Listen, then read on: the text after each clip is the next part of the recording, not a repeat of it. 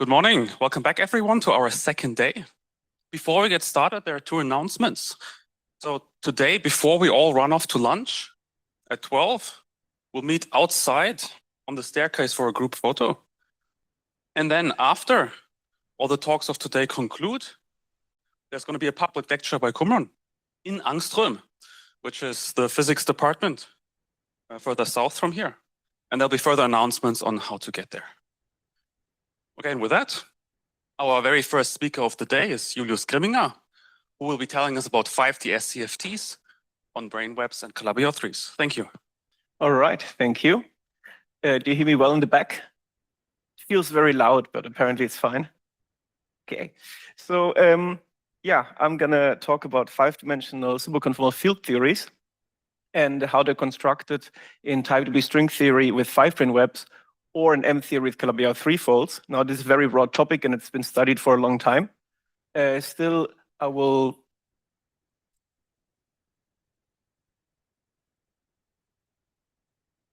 okay.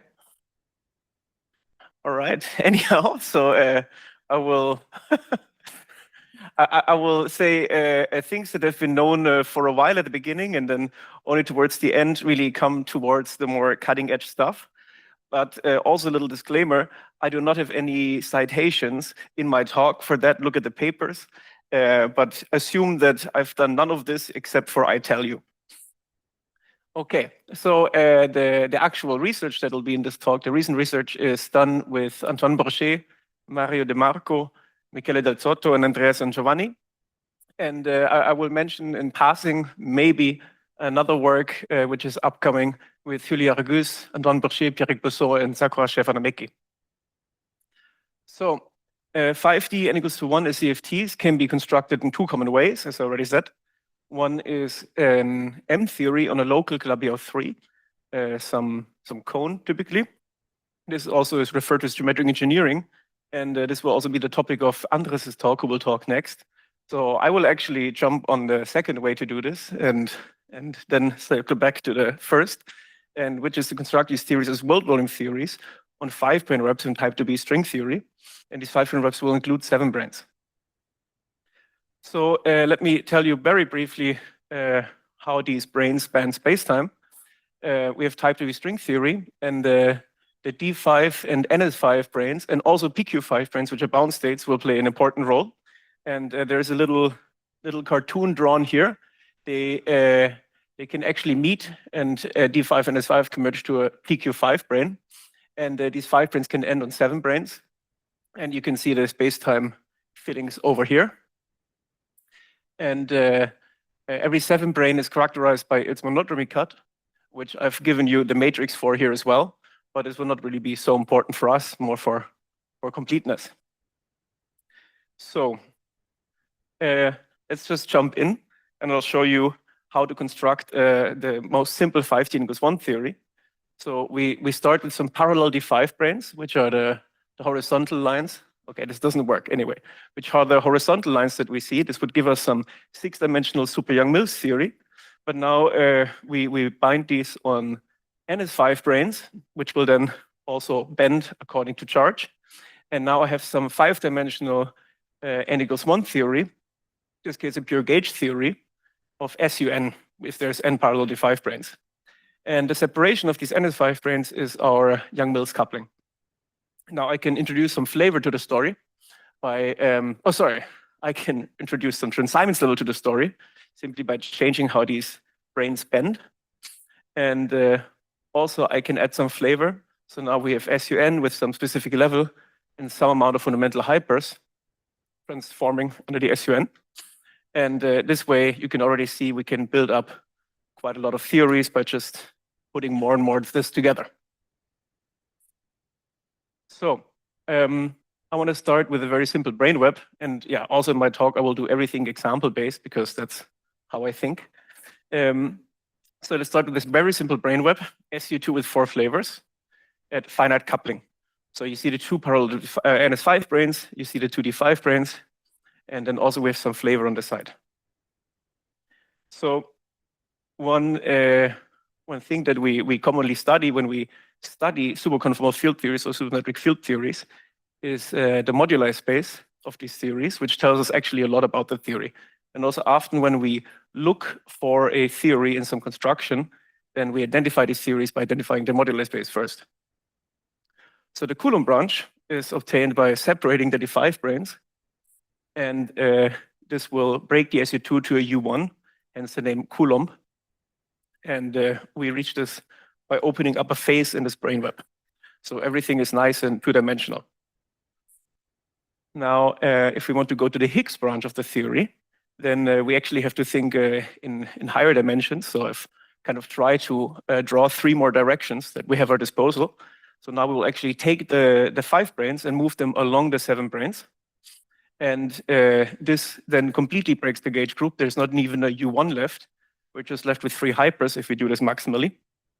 And therefore, this is called the Higgs branch. And we can count the dimension of a modular space simply by the moduli that we see in our cartoon. So the Coulomb branch here is one-dimensional, and the Higgs branch, there are 5 independent branes we can move if we fix a center of mass. And so there's a 5-dimensional Higgs branch. Okay, so SU2 with 4 flavors is, of course, not an SCFT. I was telling you about SCFTs, and also, of course, 5-dimensional gauge theories are not normalizable. So they have to be effective field theories of something else. And good for us, there is an ICV completion of SU2 with 4 flavors. This is called the Seiberg rank 1 E5 theory. And we can obtain this in the brane web simply by getting rid of all of the scales. So we get an SCFT, so we smush these NS5 branes together. And now we have a brane web where there are no more scales. Okay, we can do the same game. We can go in the Coulomb branch. We open up a phase. We can go in the Higgs branch. We send 5 branes away along the 7 branes. And now if we count, we actually see that there are more Higgs branch moduli which are available. And there's a common feature in 5 dimensions and can also be a feature in 6 dimensions. Okay, now let's switch to the other way of studying 5D SCFTs, which is geometric engineering. So as I said before, we take M theory on some local Calabi-Yau threefold.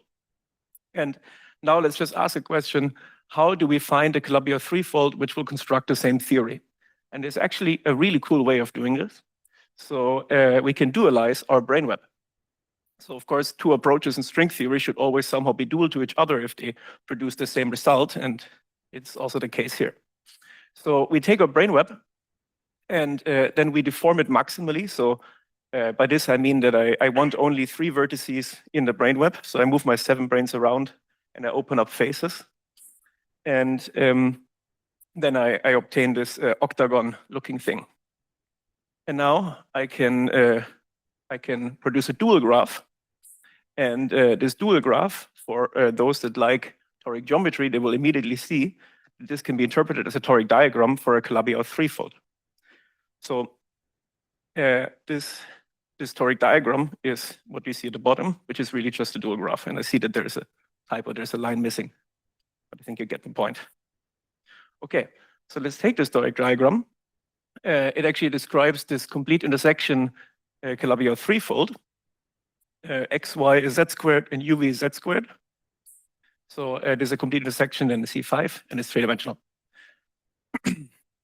Now, we see that if we do a blow up of this, there is one compact divisor. And this one compact divisor, which is the little node in the middle of the toric diagram, corresponds to the one-dimensional Coulomb branch that we have. There are also non-compact divisors in the story, of course, which are the dots in the boundary. Now, the Higgs branch is much more difficult to find. And I see that actually one citation did sneak in. So this is something that we took from Collinucci. So in order to study the Higgs branch of this theory, if at least I want to, let's say, get the counting of the Higgs branch moduli, then I want to do a complex structure deformation of this variety. So I already did the real resolutions. Now I do the complex structure deformations. That's the other thing that you have available. And if we do this, if we just look at the different independent deformations that we have, which correspond to the alphas in this equation, then we also count 7 of them. So that's good because we already saw from the brane system that we have 7 Higgs branch moduli, and we count 7 parameters. And so the counting of these things is good. Now, of course, there's a lot more technology in geometric engineering, and people know for sure that the theory that's constructed here is really the E5 theory, rank 1 theory. Okay, so there's this nice way of dualizing a brain web to a toric diagram and really making the dictionary between these two approaches very precise. Now, so yeah, as I said, these are easily related, but the key feature here is that these are toric brain webs and toric Calabi-Yau threefolds. So in this case, everything is easy, and of course, the same way as toric geometry is just much easier than geometry without that symmetry.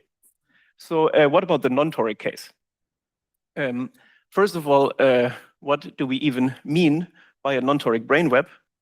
Well, it's a kind of a circular definition, but what I mean by a non-toric brain web is simply that there is no dual graph, which is a toric diagram. So that's just, yeah, obvious definition. So we encounter non-toric brain webs all the time.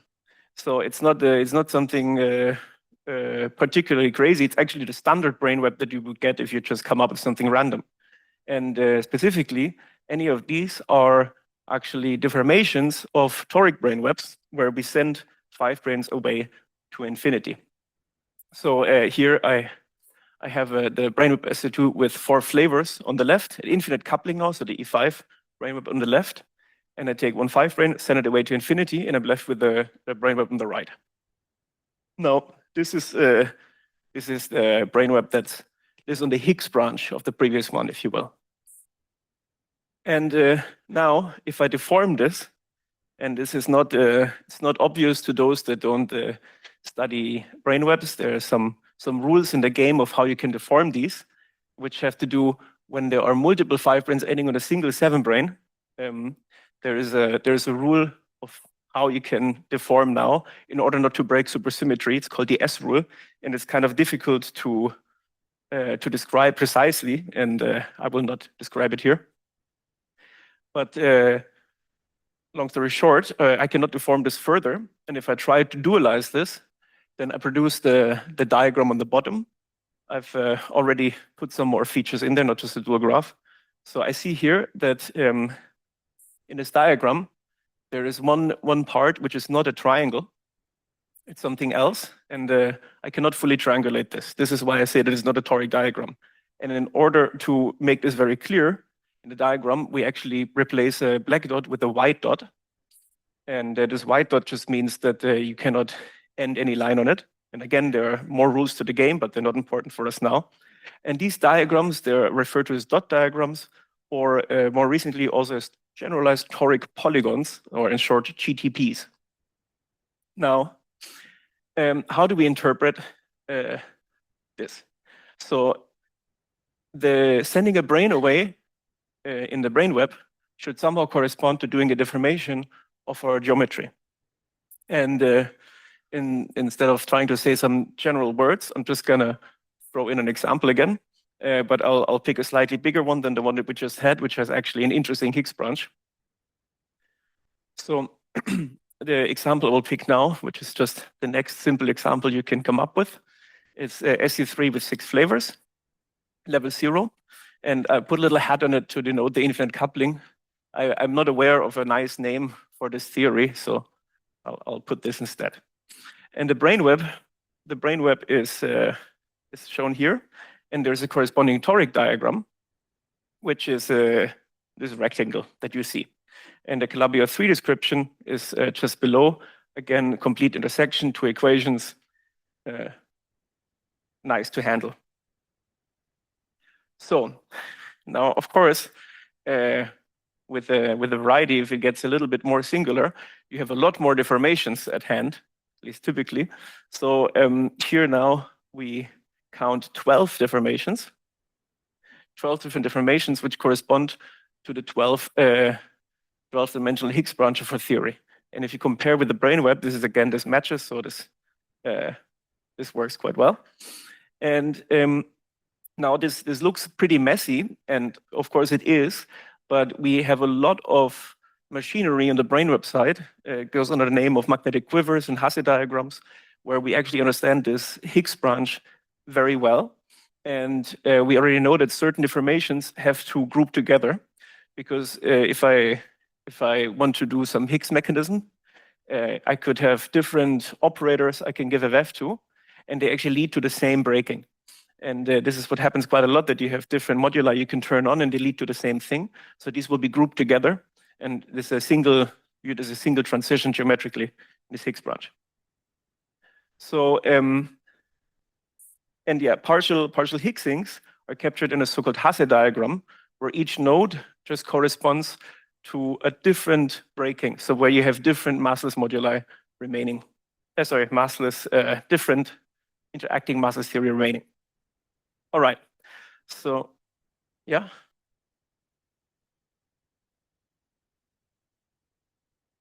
Yeah.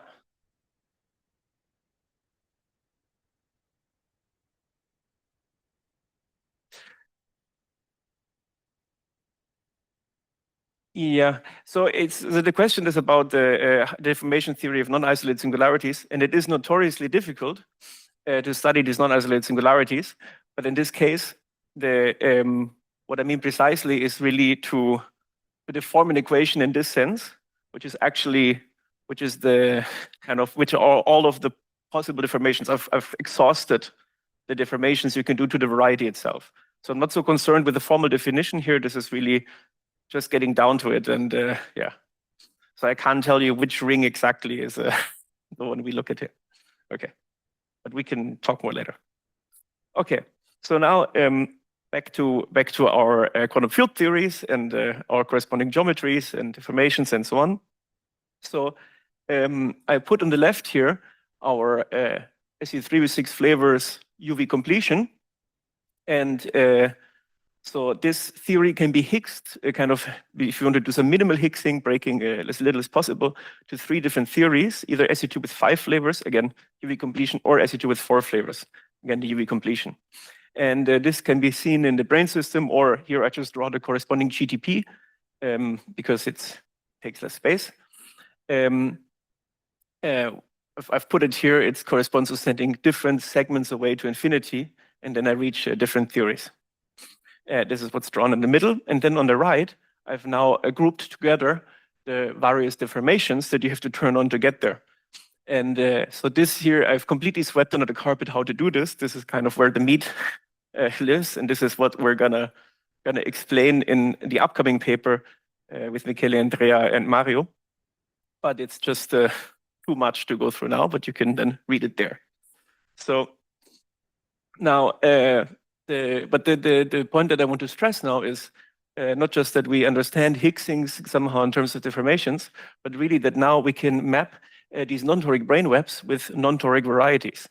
So you can give me a non-toric brainweb, and I can tell you, well, this is one description of the variety. And so let me just go back here. Really, every non-toric brainweb, or expressed here through its GTP, has some non-toric variety, which is the variety of the original brainweb plus some deformations. And I just pick a generic deformation, of course, not the zero deformation.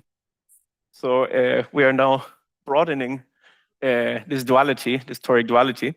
And the first people to do this, as I know, were actually Andres Collinucci, who will speak next, and Antoine Boucher and Sakura Shefanameki. There they worked on doing these deformations if you put white dots simply on one side, which is also what we have done here. So this should all be contained in their paper if you read it precisely. But so we can then push this further. So now, yeah, we can match these things. And yeah, we have pushed this further. So we've looked at anything that's a rectangle, and we can tell you just what is the corresponding variety. Now, I have some more examples here, which are probably a bit hard to read. But so here I take some very, very long rectangle. So this will be a line of SU3 gauge nodes. Probably I should have written this on the slide, but it seemed so clear to me at the time. So it is a long quiver of SU3 nodes with a flavor of 3 and 3 on both sides. And now I can start doing Higgsings, and those of you that have studied six-dimensional theory, for example, are familiar with the term long quiver Higgsing. So here I am concerned with the Higgsings that happen on one side of the quiver or on the other side of the quiver. And so, whoops.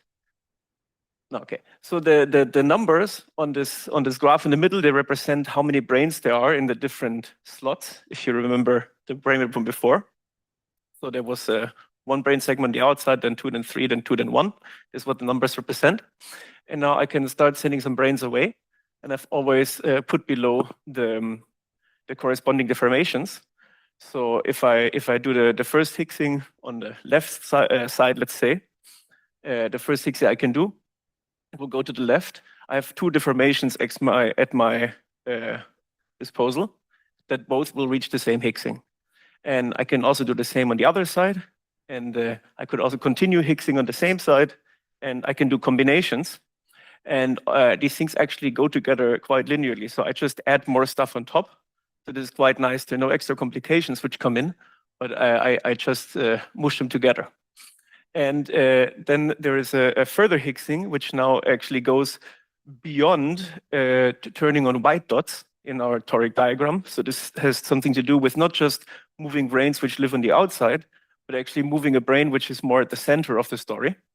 And this is achieved by the going to the next blob, let's say. Here I take a brain which was in the middle, I send it away. And what I do then is I take my rectangle and simply make it a shorter height. So this is just an additional Higgsing that I can do. And again, we can capture it with these deformations in a very simple way. And yeah, here I have shown all of the Higgsings which have to do with sending away D5 branes. I haven't touched the NS5 branes. You can do this as well. Of course, it'll just get very complicated, but to draw it all. But there is no actually difficulty in working it out, other than one has to once enumerate all the deformations. But also this is very under control for these rectangular diagrams. And so just to chuck one more in, but you don't have to look at it so precisely. This is just the case now where we have SU4s instead of SU3s. So a long quiver with SU4 gauge nodes and 4 flavors on each side. And you can see that we can play the same kind of games, like Higgsing on the left or on the right. But also then I can shorten my rectangle height. And there are now a few more things which come in. But I think I will just leave it at this, and I will address some outlook. So the question that I wanted to address to some extent here is how to extract the Calabi-3 equation from a GTP.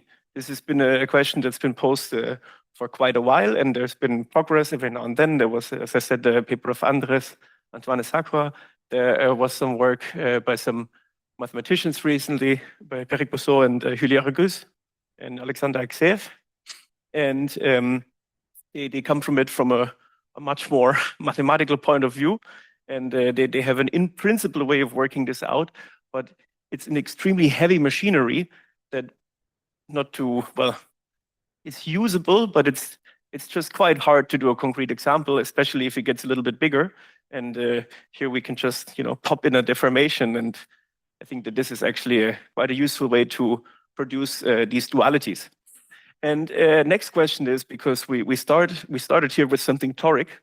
Those of you that have done any toric, studied toric Calabi-3 folds, one thing that's really awesome is that you are given the divisors, and if you pick some resolution, you can immediately say what are the intersection numbers, what are the curves, what are the triple intersections, and it's really just a solved problem. It's only some combinatorics, or it's some linear algebra even. So this is very nice. And now, is there something similar that you can do with these GTPs? And the answer is yes. And this is another upcoming work of mine that I haven't addressed at all here, but that should be out in the summer, let's say. And there we will describe how to identify divisors and how to compute the intersection numbers for these GTPs. And it's a little tricky, but at the end of the day, you can again write an algorithm that then just does it for you when you apply it. All right, with this, I'm done. Thank you.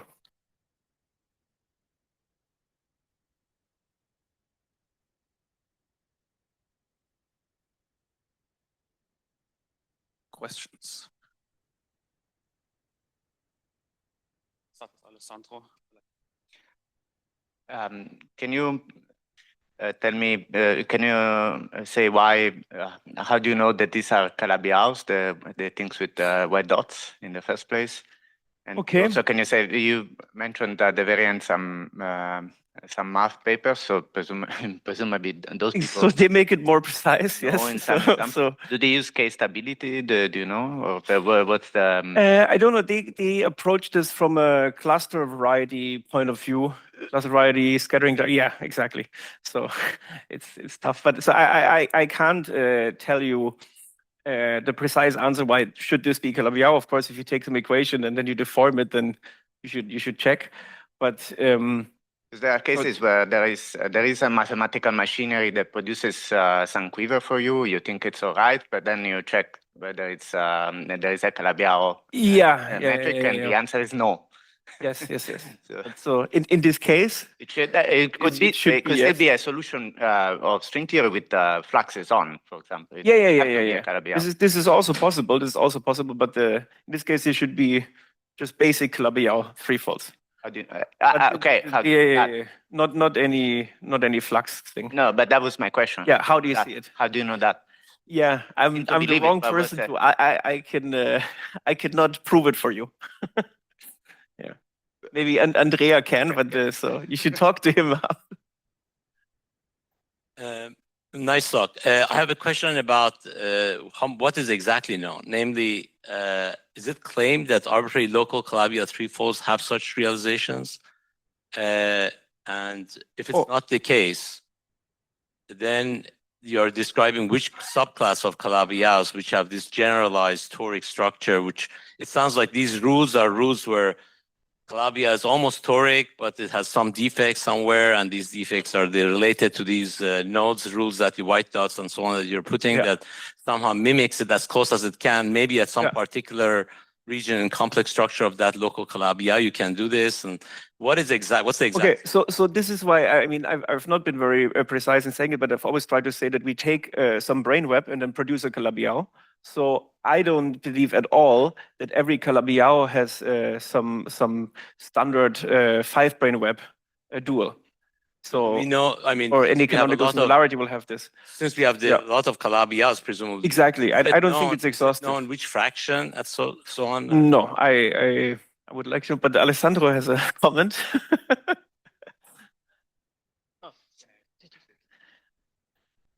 So there's so you can define something called complexity, which is just a number related to the number of U1 symmetries you have. And so the toric one has complexity 0, but then the next step obviously is complexity 1. So that's a natural candidate because the complexity 1 has a natural degeneration. So if you consider the polynomial, you can have it degenerate to complexity 0. This is actually how the so here in principle you only have one U1 or not. So here in principle you should only have one U1 left. Sorry? Extreme case here, you don't just break one of the 3 U1s of the toric, but you can break 2. Up to 2. So the number of white dots has nothing to do with the number of... It depends on how many edges they're on. Oh, I stand for one edge, then my conjecture. It's easier. If it's 2 edges, then you've really gotten rid of the U1s. Yeah, you only have the single U1R left. Yeah.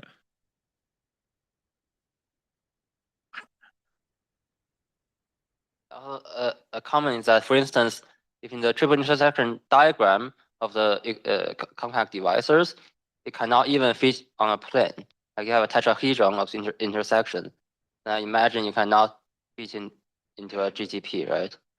For the intersections, actually, so I debated whether to put a picture and then I forgot, but so that like threefold, and you draw the intersection diagram of these compact surfaces, and you cannot fit into a plane, then imagine it's not a GTP. So I see. your comment is that if you cannot draw the intersection diagram in the Yeah. plane, then it's not GTP. No, No? because actually in the GTP, so that these extra, so that there are some divisors which behave perfectly torically, but then there are actually some divisors which are quite strange. And if you look at the toric diagram, so basically think of the non-compact divisors, we can think of the external surface faces, right? The non-compact faces, but you could also pull in your 7 branes and then treat the 7 branes as divisors. And if we do this, then in the toric case, really nothing much changes. But in these GTP cases, if you put in the 7 brane, then they actually produce divisors which extend quite far into the space. So the intersection diagram is not actually going to be two-dimensional. Thank you. So yeah. Yeah, hi, Yunus. Very nice talk. I had first a comment. I believe these are a small fraction because there's an underlying abelian structure. There are many varieties we can build with non-abelian quotients. These are deformations of toric varieties. Yeah. Question is, do you actually encounter the S rule in your rectangular examples? And if so, what does it look like for the deformations? Oh, I see. So for me, the S rule is the thing that comes after really studying deformations. So the first thing to write down all of the deformations here is pretty simple. Like the only certain combinations that you can do, some are then already solved by the equation and so on. So you have these. And then the question is just how much can you blow it up at the end? Like this is where the S rule comes in. So it doesn't show up as In the computation of the deformations, the S rule doesn't show up. If you want, we can look at this. But so in this is the rectangular thing. But we've already we have used some of your work to say exactly what deformations come out. So the recipe that we have now is unaffected by the S rule, no matter what the rectangle looks like. That's why. Yeah. Okay. Let's thank the speaker again.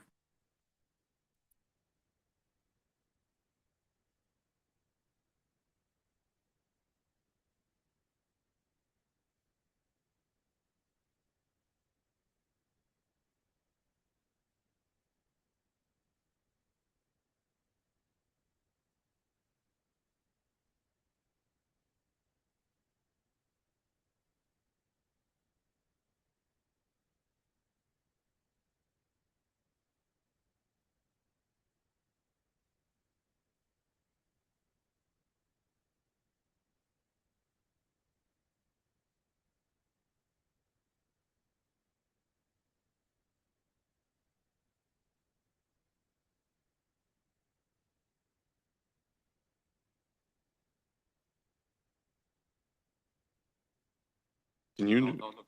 It looks on. Okay, thank you. All right. For our second talk this morning, we have Andres Collinucci, who's going to tell us about non-toric 5D SCFTs from Reed's Pagoda. All right, thank you. Good morning. And I'd like to thank Magdalena, Andrea, Michele, and the rest of the organizing team for the invitation. So today I'm going to present some work done with, so which one is it? Ah, yeah, it's very dim. So some of the authors are here. Mario De Marco and Roberto Vallandro are in the audience. Fabrizio Del Monte from Birmingham University and Marina Moletti just finished her PhD in Trieste. So in case I run out of time or we get disconnected, I'll just flash the punchline here. So what we're going to do in this work, what we do in this work is construct some new Calabi-Yau threefolds, so local Calabi-Yaus with singularities that are intrinsically non-toric and not even in the sense that Julius showed before. So we don't start with brain webs. We have a different way of going about it, although I do believe there might be a brain web way of doing this. Ah. Oh, okay. No, that'll be too much for my brain. Okay. And what's interesting about these Calabi-Yaus is that they produce 5-dimensional theories that, as far as we can tell, do not fit in any of the standard classifications. And what's more interesting and unexpected is that they have a weird, peculiar property, which is that they have some fields that when you Higgs them, when you give them VEV, it drives what seems to be the gauge coupling to infinite value, and it freezes it at infinite value. Okay. So first, let me flash by you the dictionary that we have so far of the geometric engineering dictionary of, M theory on a local singular Calabi-Yau threefold, and what we believe the 5D SCFT that describes it at low energies does, right? So normally when you have a local singularity, you may or may not have compact force cycles. The independent number of compact force cycles is interpreted as the rank of the theory, meaning the dimension of the Coulomb branch. So usually the paradigm often is bottom up. We start with a gauge theory with a bunch of hypers, and we believe that there's a UV completion to that. That's kind of how most of the classifications work. And in that way, we can define the dimension of the Coulomb branch, but of course we can define it as the rank of a gauge group if there's a weakly coupled limit. If you have compact two cycles, the interpretation is that M2 branes can wrap them, and depending on whether these two cycles are rigid or not, in the case they're rigid, they should give rise to hypermultiplets. And then if you know the intersection numbers with the four cycles, you can work out the charges of these hypers with respect to your gauge group. The Kähler moduli of the two cycles should correspond to the real masses of these hypers. That makes sense, right? You puff up the M2 brane, and now it looks like a heavy particle in the five-dimensional viewpoint. Now, let me back up. Let me start with the simplest possible example, the rank zero theory, okay? So this is achieved by putting M theory on the conifold. I'm sure most people have seen the conifold in one way or another. So it looks like a funny, okay, it's a cone-like thing. You blow it up. There's a CP1, an exceptional P1. And the interpretation is that the M2 brane on that P1 gives rise to a free hyper, and exactly one. How do we know it's one? Well, we can compute the Gopak-Umarova invariant. It's equal to one. That tells us that there's one hyper. And in this case, there's nothing else going on. So we believe it's just a free hyper. And that's what the five-dimensional CFT should be. There's another way of understanding it that I cannot fully go into, though it's also in our papers, in preceding papers, also with Andrea Sangiovanni, which is that there's a spectral way of understanding this geometry. So you can write it as UV equals the characteristic polynomial of some complex Higgs-like field. And in fact, we know that if we start with M theory, for instance, on C2 mod Z2 times C, right? So it's an even simpler geometry. That gives rise to 7D super Yang-Mills. That's what we believe. And it will contain these three scalars, a complex one and a real one. And if the complex one has zero VEV, this characteristic equation gives you this, which is C2 mod Z2. And this phi is in the adjoint of SU2. So you expect there to be an SU2 gauge symmetry in 7D. Now, it's possible to give this phi a VEV. It could be a constant VEV, but it's more fun if you give it a position-dependent VEV, right? So if you do it like this deforms this geometry into the conifold. It also, notice it breaks the SU2 to its Cartan U1, and we interpret that U1 as a flavor symmetry in 5 dimensions now.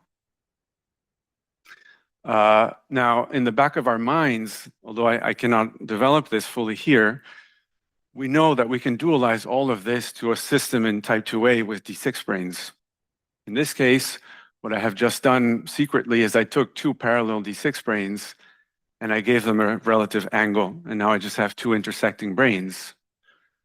The hypermultiplet that I alluded to before in M theory is just interpreted as an open string between these two intersecting D6 branes if you go to type 2A. But we don't need to even think about that. We can just study the fluctuations of this, the linearized fluctuations of this phi modulo linearized gauge transformations, and we will detect this hyper. Now, if I have a conifold, you might ask, well, how do I study a deformation in terms of this spectral data? Well, in this case, we can give off-diagonal vevs. So this has to do with a concept known as T-brain, something that Comran and collaborators studied some 15 years ago, and Eric Sharp even longer ago. So from this viewpoint, we can understand that a deformation has to do with giving vev to the hypermultiplets. Okay, in this case, the one free hypermultiplet. And what I will do next is generalize this construction to more interesting geometries. Okay. So now, like I said, probably most of you have seen the conifold, but I'd be surprised if even 40% of you have heard of Reid's pagoda. So Reid, in case my handwriting is bad, R-E-I-D, or Romeo Echo India Delta. So Reid's pagoda, it's a deceitfully simple geometry. It's just a hypersurface in C4. Thank you, Alessandro. And it's basically like the conifold, but you raise this coordinate instead of power of 2 to the power of 2k. So the case k equals 1 is the conifold, and the cases above 1 are not. Now, it's very peculiar. First of all, it admits a small resolution. So if you've seen how the conifold is small resolved, one way to do it is you rewrite this hypersurface as a matrix whose determinant is a hypersurface. You act on the homogeneous coordinates of a P1. That's the first way you learn how to small resolve it. You can do the same thing here. I can factorize this right-hand side, and you find a P1, okay? Now, what's interesting is, regardless of what the value of k is, any positive integer, there's only one P1 in this resolution, and that's very important. Okay, there's only one CP1 that you can resolve, not k. So you'd be forgiven for thinking, okay, then this is probably, again, just a free hyper, and who knows what k is doing. All right, now let's look at this. Now, obviously, the answer is going to be no because of the way I formulated the sentence, you can tell, right? Now, let's try to look at this from a spectral viewpoint again. So I could write this equation as uv equals some characteristic polynomial of some Higgs. And for reasons that we have studied in previous papers, the right Higgs to do this is something that looks like that. So it's kind of a T-brain with a position-dependent piece of its vev. So maybe I should go back. So if you compute the characteristic polynomial of this thing, you will get the equation, sorry. You will get this equation, okay? Now, let's see what happens if we study the off-diagonal entries. Those are the ones that allow us to deform this hypersurface. What we find by doing a fluctuation analysis of this Higgs, so now we're looking at an SU2K Higgs, adjoint Higgs field, we find that there are K hypers, there are K things that we can switch on. This was work done in collaboration with San Giovanni, Roberto Valandro, and Mario De Marco. And in fact, it is known that the Gopakumar-Vafa invariant for this pagoda is K. Okay, so it's very strange because there's only one P1. Okay. So the deformations will look like that. These are the so-called normalizable ones. And switching on these matter fields, so now I interpret these as these matter fields, corresponds to deforming the geometry. Okay, so now you might say, fine, okay, it's not one free hyper. You've convinced me, then it's K free hypers, right? But like I said, the peculiar thing is, if there were K free hypers in this geometry, you would expect to see K CP1s that are homologically independent. Here, I'm not even saying I see K homologically dependent P1s. I only see one P1, literally one P1, okay? And what that means is that there's only one Kähler modulus I can give it. So if these are K matter modes, they seem to have only one simultaneous real mass that I can give them all. It's very strange. And so many people have studied this. Also, Sakura and Yinan have studied this, and with Cyril Closet. it's unclear what the interpretation of this is. It kind of looks to me, it's as if we had K-free hypers and we had gauged a discrete permutation group. I mean, that would be the first, if you woke me up at 4 a.m. and asked me, well, how do you explain this? Only one mass for K hypers. I would say, well, maybe there's a gauge SK or maybe a gauge cyclic group like ZK. I might say other things to you because it's 4 a.m., but okay, so keep that puzzle in the back of your mind.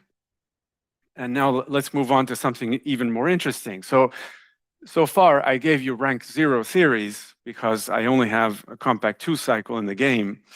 And so you might say, well, this is cute, but it's not that interesting. We want higher rank, okay? Now, there's a way of achieving higher rank theories, which is to orbifold what I just showed you, okay? So let's see, how much time? Oh, I'm going pretty fast, okay. My collaborators told me I would be too slow, and okay.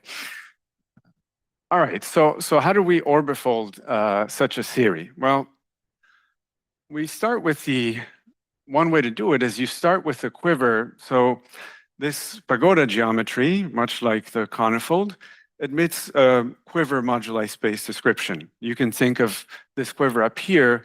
It might remind you of the Klebanov-Witten quiver, right? It really looks like that. And in a way, it kind of is.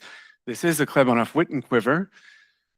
But if you give it an appropriate superpotential, instead of getting the conifold, you get Reed's pagoda. Okay. And what you can do is you can do a construction where you orbifold this quiver, very much mimicking the Douglas-Moore construction of orbifolding theories. So the Douglas-Moore construction starts with a D-brane probing C3, and then they start orbifolding. And so the theory, when you're just probing C3, would be something that has a single node with a bunch of adjoint 3 self-arrows. That would be n equals 4 super Yang-Mills. And when you start orbifolding that, this node, it reproduces, it multiplies, and what were the adjoints start becoming interlinking arrows. So now think of this as that version, that thing on steroids. So for instance, here, this node by itself gets doubled into 2 nodes by a Z2 orbifolding procedure. And the node on the right-hand side, it puffs up into 2 nodes that you see down here on the column right below it. And the adjoint matter, the adjoint arrows here become now 2 bifundamentals, okay? The arrows that used to go from left to right or right to left now become various diagonal situations depending on how you chose to orbifold it. So if you do this for the pure conifold, what you will get down here is the quiver for local F0. So it's a local del Pezzo that has a P1 cross P1 at its core, okay? And now what we did is we did exactly that, but with a quiver that has the right superpotential to be Reed's pagoda instead of the conifold. And so the novelty, these are the new geometries I'm presenting to you today. These pagoda mod Z2, actually we did mod Zn in the paper, but I'll just focus on mod Z2. Okay, so let's see the nuts and bolts a little bit of this resolution. So I had my pagoda up here in C4. Is it visible at all, this laser? Not really, yeah? Okay, fine. So the upper thing is the singular geometry, it's hypersurface in C4, like I said, and now I want to do a Z2 orbifold. Now, there's a nifty way of doing this, which is basically using Witten's approach to GLSM, right, to toric varieties, which is you throw in an extra coordinate, the one I call P, and you projectivize the whole thing, but in a clever way, meaning you give everyone a weight 1, every coordinate that was there before, and the new coordinate gets a charge -2. So this tells you that in a certain phase, what he calls the Landau-Ginzburg phase, this will correspond to just having orbifolded C4 mod Z2. Now, some of you might say, wait a minute, C4 mod Z2, that does not admit a Kreppen resolution. And indeed, it doesn't. This is just the ambient space of the space I'm interested in. So this is not Calabi-Yau, okay? But if I have a hypersurface of degree 2, homogeneous degree 2 in here, then it is a Calabi-Yau threefold. And indeed, if you keep track of this hypersurface, I kind of have to promote now these variables to these homogeneous things.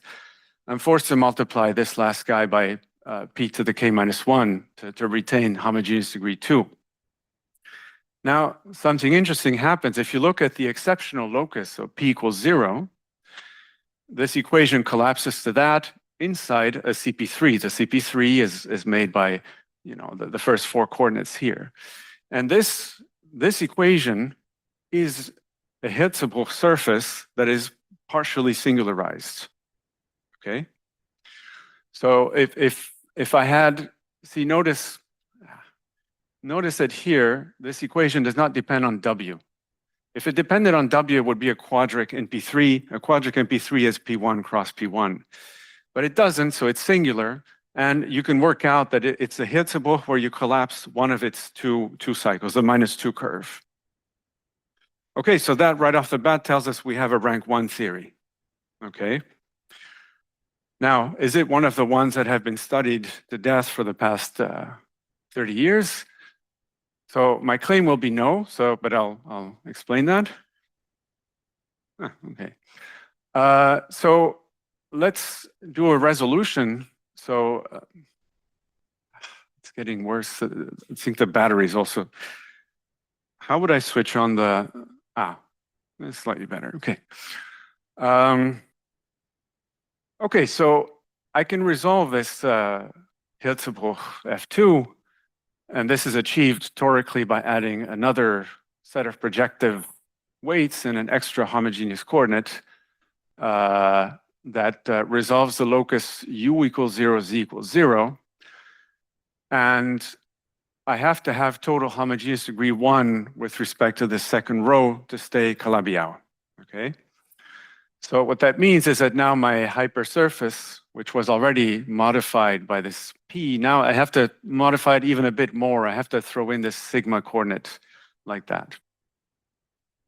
This extra row corresponds to the -2 curve of the F2. So like I said, what I produced for you before was something that had a partially collapsed F2.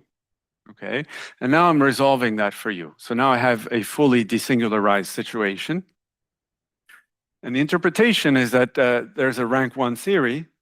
So we would expect there to be a weak coupling limit with an SU2 gauge theory, and the inverse gauge coupling would be the volume associated with this second row. Okay. So far, it looks like I'm on my way to producing the standard rank 1 theories that are known to be produced by Seiberg and many more authors.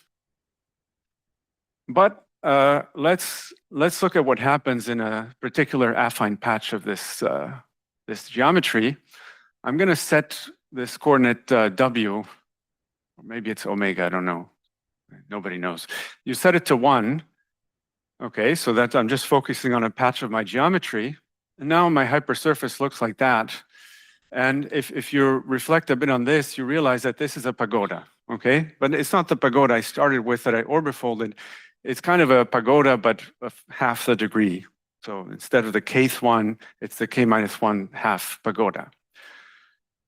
So what is the physical conclusion? It looks like we have a rank 1 theory coupled to this pagoda matter, whatever that is. So let me see if I have a cartoon here. So this is a cartoon in case I lost you in the technical details. So I have a singular threefold. When I blow it up, there's a localized F2, and inside this F2, there's this extra codimension 3 singularity that looks like a pagoda curve of the kind that I showed you before. Now, what's important, and this is something we work out in the paper, but it's extremely simple to show, is that this so-called pagoda matter is uncharged with respect to the gauge group. Because you could have still hit me with the comment that, okay, you probably just reproduced Seiberg's theory, rank 1 theories, you just have SU2 with a bunch of hypers, but you just decided to show these hypers in a weird way.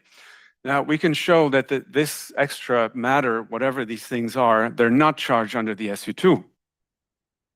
Okay. And the reason we can show this is because we know the BPS quiver of this theory, and we can show that the DSC intersection pairing between these pagoda matter fields and anything else in the quiver is 0. Okay.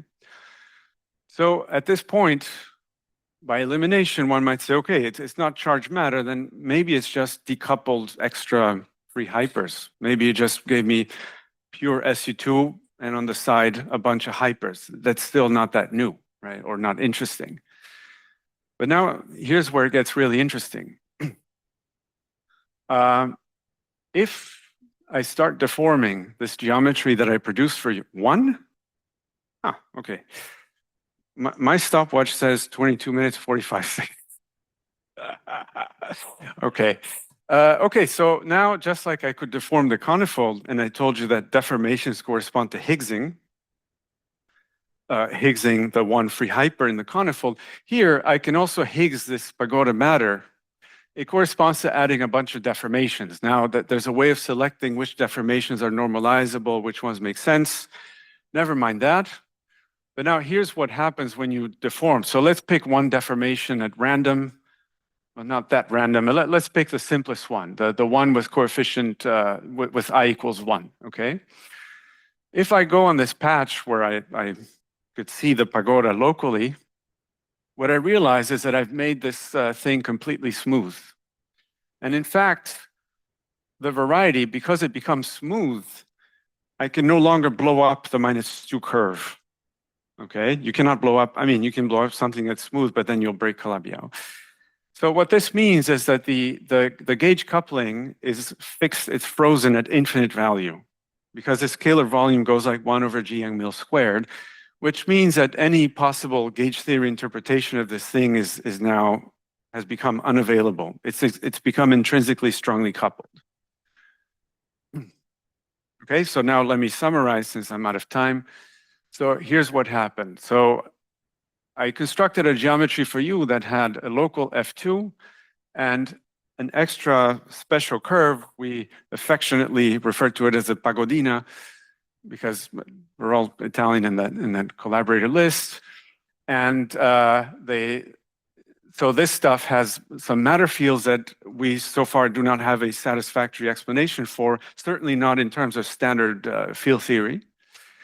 When we Higgs that matter that resides here, so these, I remind you, these are M2 branes that are in a vanishing curve. This corresponds to deforming the geometry in such a way that the base of the F2 is frozen to 0 size, which means we have infinite coupling. So quick outlook. What is this pagoda matter? I'd love to know if you have insights. So there are some ideas as to what it is, but doubt still lingers. There's also something I wasn't able to get into, which is that there's a symmetries interpretation to all this. Another way of constructing this geometry is to start with local F2, realize that there's a flavor SU2, and activate a position-dependent VEV for a background vector multiplet for the flavor SU2. This is a very interesting way of looking at it. Ask me if you want to hear about that. And the next step, which we're working on, is to study the BPS spectrum of this and the wall crossing pattern for the spectra. Okay, so thank you.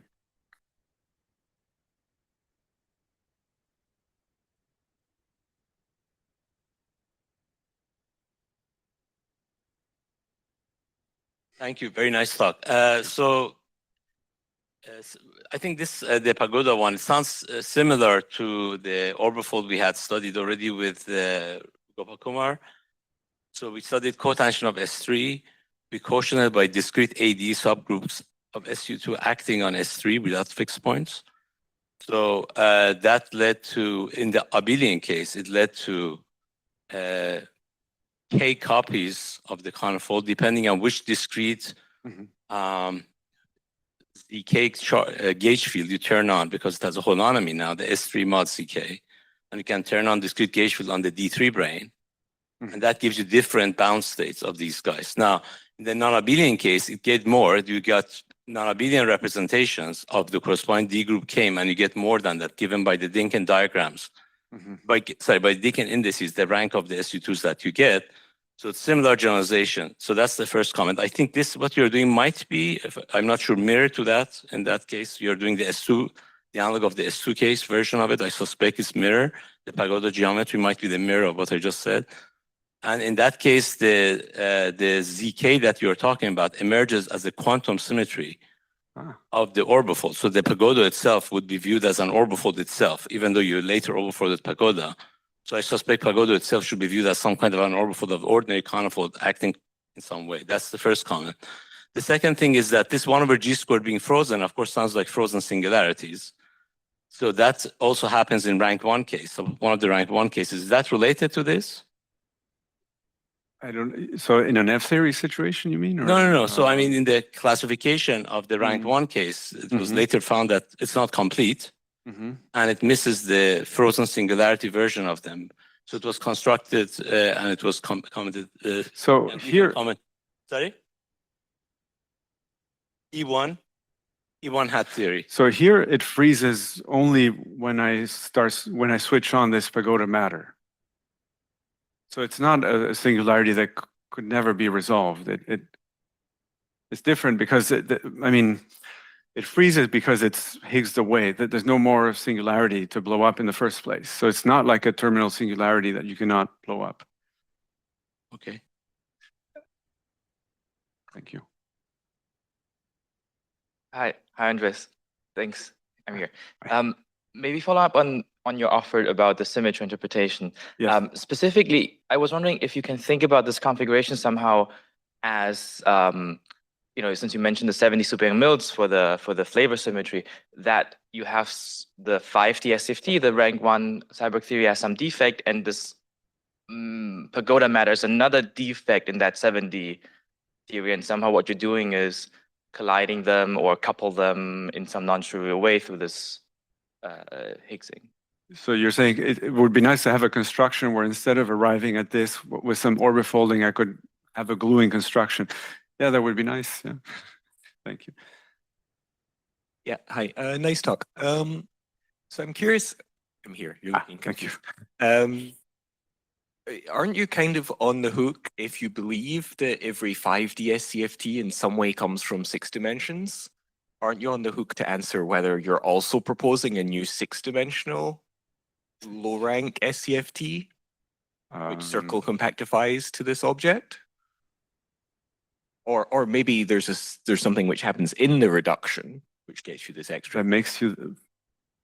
I don't immediately see why it could not be 60 also. I mean, I didn't have to think about it, but I mean the geometry. Yeah. So, for example, could you have this kind of pagoda matter in a Calabi-Yau with an elliptic vibration? Are these things compatible? I would think so, because I mean, this is a C-star vibration, right? So I would assume you can always see it as a patch of an elliptic vibration where there's only the T, SL2Z element acting on the fibers. So I don't see an obstruction to doing that. I mean, that's interesting. Yeah. Thanks.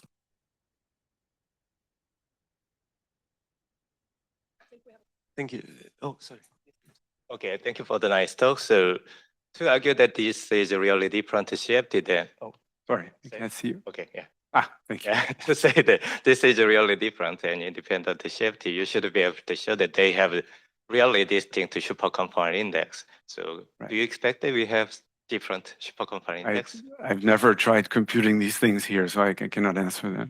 Okay, and also, But I would expect something different, yeah. Although maybe some of my collaborators are working. Yes. But we have the dimension of the X branch of this theory scales with K. okay, but So we it's can- possible that you just couple the free hypers. Because of that argument of the deformation that frees the coupling, we The see free hyper can have the web, so it allows the deformation, right? Yes, but if it was a Go ahead. if it was a free decoupled hyper, no? Yeah, it's free, but it's charged on the SU2 flavor symmetry. So if you give the wave to the free hyper, then SU2 should be frozen.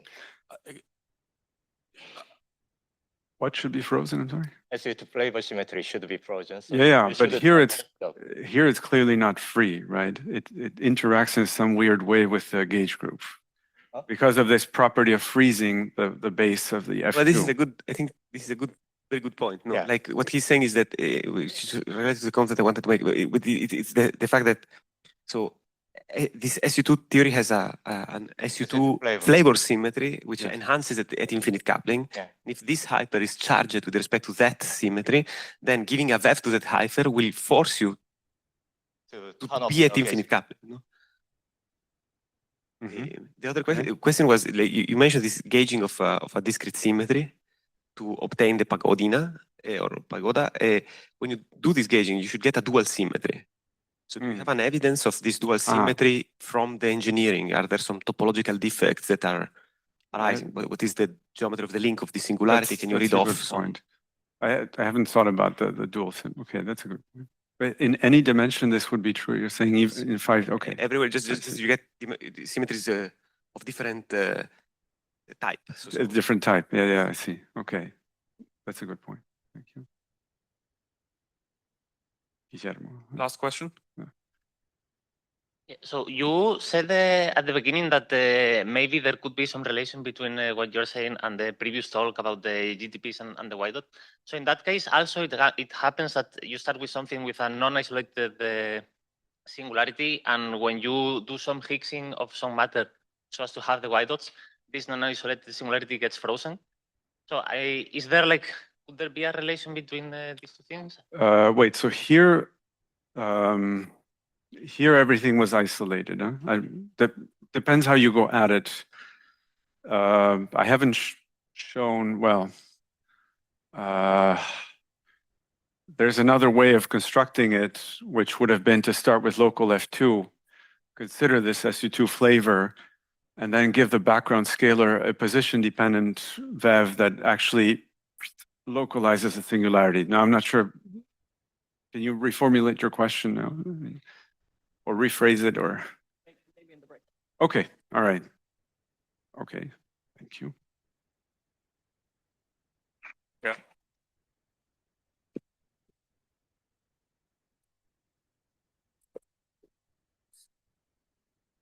Geneva.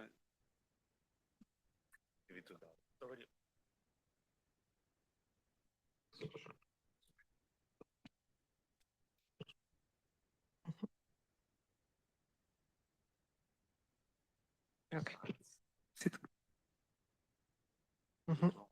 Is this red button? Okay. If you want the laser. Okay. It doesn't work with the slides. Okay, it works. Perfect. Is it working? Yes. Okay. Okay. Hello. Yes. Our last speaker of this session is David Prieto Rodriguez, who will tell us about complexity of effective theories in the quantum gravity landscape. Okay. Hello, everyone. First of all, let me join the rest of the speakers and thank the organizers for making this event possible and also giving me the opportunity to take part in it. In this talk, I want to talk about some recent work done in collaboration with Thomas Grimm, his PhD student, Mick Van Vliet, and two former master students, Martin Carrascal and Ferdi Eden. And the goal will be to introduce a new notion of complexity, develop my model theory mathematicians, and apply to effective theories and the Swarmland program. So let me start with some context of the universe we live in and the kind of mathematics that we expect should be able to describe it. So most of us are familiar with the Swarmland program. Not every effective theory we can construct is compatible with quantum gravity. And even at low energies, there are many constraints that we formulate in terms of conjectures, the Swarmland conjectures, and most of them, or well, at least many of them, are based on finiteness arguments. For example, the no global symmetries conjecture, it's based on entropy bounds and finite of information arguments, and the distance conjecture tell us that we can only move a finite distance in field space before our effective theory breaks down. So gravity and hence nature seems to be deeply rooted in finiteness arguments. The thing is that the mathematical frameworks that we usually use in physics do not naturally implement this finiteness condition. So that has been our motivation in our recent work. We are looking for a framework that optimizes just this, like trying to optimize, trying to find an optimal framework that's able to cover all physical phenomena that we find in nature, but excludes what we will believe it's unphysical phenomena from line intuition. So that's precisely our goal, to unify all these farmland conjectures into statements about geometric and logical complexity in this framework. The framework, our candidate framework that we'll be using, it's tame geometry, also Sharpe minimality more specifically, which has been developed over the last 30 years, but it has gotten much more traction over the last 5. And the idea will be to characterize mathematical objects and effective field theories in terms of two integers, the format and the degree. And the theories that cannot be described in terms of these two numbers should be sent to the swamp. So that's the core idea. And the talk will be structured in this way. We will start presenting the formalism, discussing how to apply it to effective field theories, illustrate how to do it in an example of Seiberg-Witten theory, and finally connect with quantum gravity and discuss some of the implications over the Swampland program. So let's start. As I said, the formalism I will be using is tameness, also known as O-minimality, and the core object in O-minimality is the O-minimal structure. This is a collection of sets of Rn that satisfy the following 3 properties. Every set in the collection must have a finitely many number of connected components. This is where the finiteness comes in. The collection must contain all the 0 locus of polynomials. These are the foundational skeleton. And the structure must be closed under set theoretical operations, which gives a strong logical consistency. We can apply this to any function by looking at its graph as a subset of Rn, and we have many examples: polynomials, exponentials, analytical functions on compact domains. They are all tame. But we can also find very easily a lot of counterexamples. Anything with an infinitely discrete property, like an infinite spiral, or a sign defined over the full real line, is not tame. So we should think about tame objects as having finite geometrical information. But the thing is, how can we quantify this information? How can we quantify this complexity? In general, for any generic tame structure, systematically quantifying this complexity is not possible. But if we restrict ourselves to a subset of structures, which we call Sharpe minimal, we can do precisely that by assigning to its set in the structure a pair of these two integers, format and degree, and divide the complexity in the sense that there exists a universal function that bounds the number of connected components of each set in terms of its format and degree, the function being polynomial in the degree, exponential in the format. And Sharpe minimality is much more restrictive than just tameness. Polynomials and exponentials are Sharpe minimal, but analytical functions in general won't be Sharpe minimal. So let's see how this works in some examples. Starting with the simplest, the polynomials. The amount of information that we need to quantify to characterize a polynomial is just the number of coefficients. So this is bounded by the number of variables and the degree. So that will be our format and degree directly. And with this, we can bound many interesting properties like the zeros, maxima, minima, but also more geometrical aspects like the number of points needed to approximate the graph of the polynomial. And the interesting thing is that we can use this same intuition to apply to more general things using Sharpe minimality, but we cannot go extremely general because, as we said, general analytical functions are not Sharpe minimal. If we think about an analytical function in terms of its Taylor expansion, we will need to specify infinitely amount of coefficients. But in many cases, these analytical functions will satisfy differential equations that will give rise to recursive relations between the coefficients. So actually, we will only need to specify a finite amount of them to recover the full function. So that's the idea behind one of the most important Sharpe minimal structures. That's the Pfaffian functions, which are constructed by combining polynomial and differential equations in the following way. We construct a chain of differential equations over the polynomials in a triangular way, in the sense that the solution of the first enters as the argument of the polynomial on the second, and so on. And then we construct a genetic function as a polynomial over the variables and the solutions of the chain. And then the assignment for the format and the degree, it's very straightforward. We can we define the format to be the sum of the number of variables plus the number of elements in the differential the number of differential equations, and the degree is the sum of the degrees of all the polynomials involved in the construction of the function. So we see that the format and the degree neatly capture all the information that we need to characterize the function that we are considering, and also measure the number of logical steps that we need to define it. So that's the idea. Let's see how we can use it to apply to characterize the complexity of EFTs. There are many ways to do this, but for the purpose of this talk, I will identify the complexity of an EFT with the complexity of its Lagrangian as a function of the fields. So let's consider a generic Lagrangian given by this formal sum over local operators and powers of the cutoff and some coefficients. And we immediately run into two challenges. First, we have an infinite sum over all consistent local operators, and we have also a parameter space responded by the Wilson coefficients, and in principle will also be infinitely dimensional. So these 2 points seems to go against the principles of Chapeau minimality, and we will expect that generically this complexity should be infinite. But in some cases, for certain choices of the Wilson coefficients, or equivalently for some subspaces of the parameter space, the Lagrangian might be resummed into an analytical function that could be tamed, for example, a Pfaffian function, which could have a description with finite complexity, which we call emergent simplicity.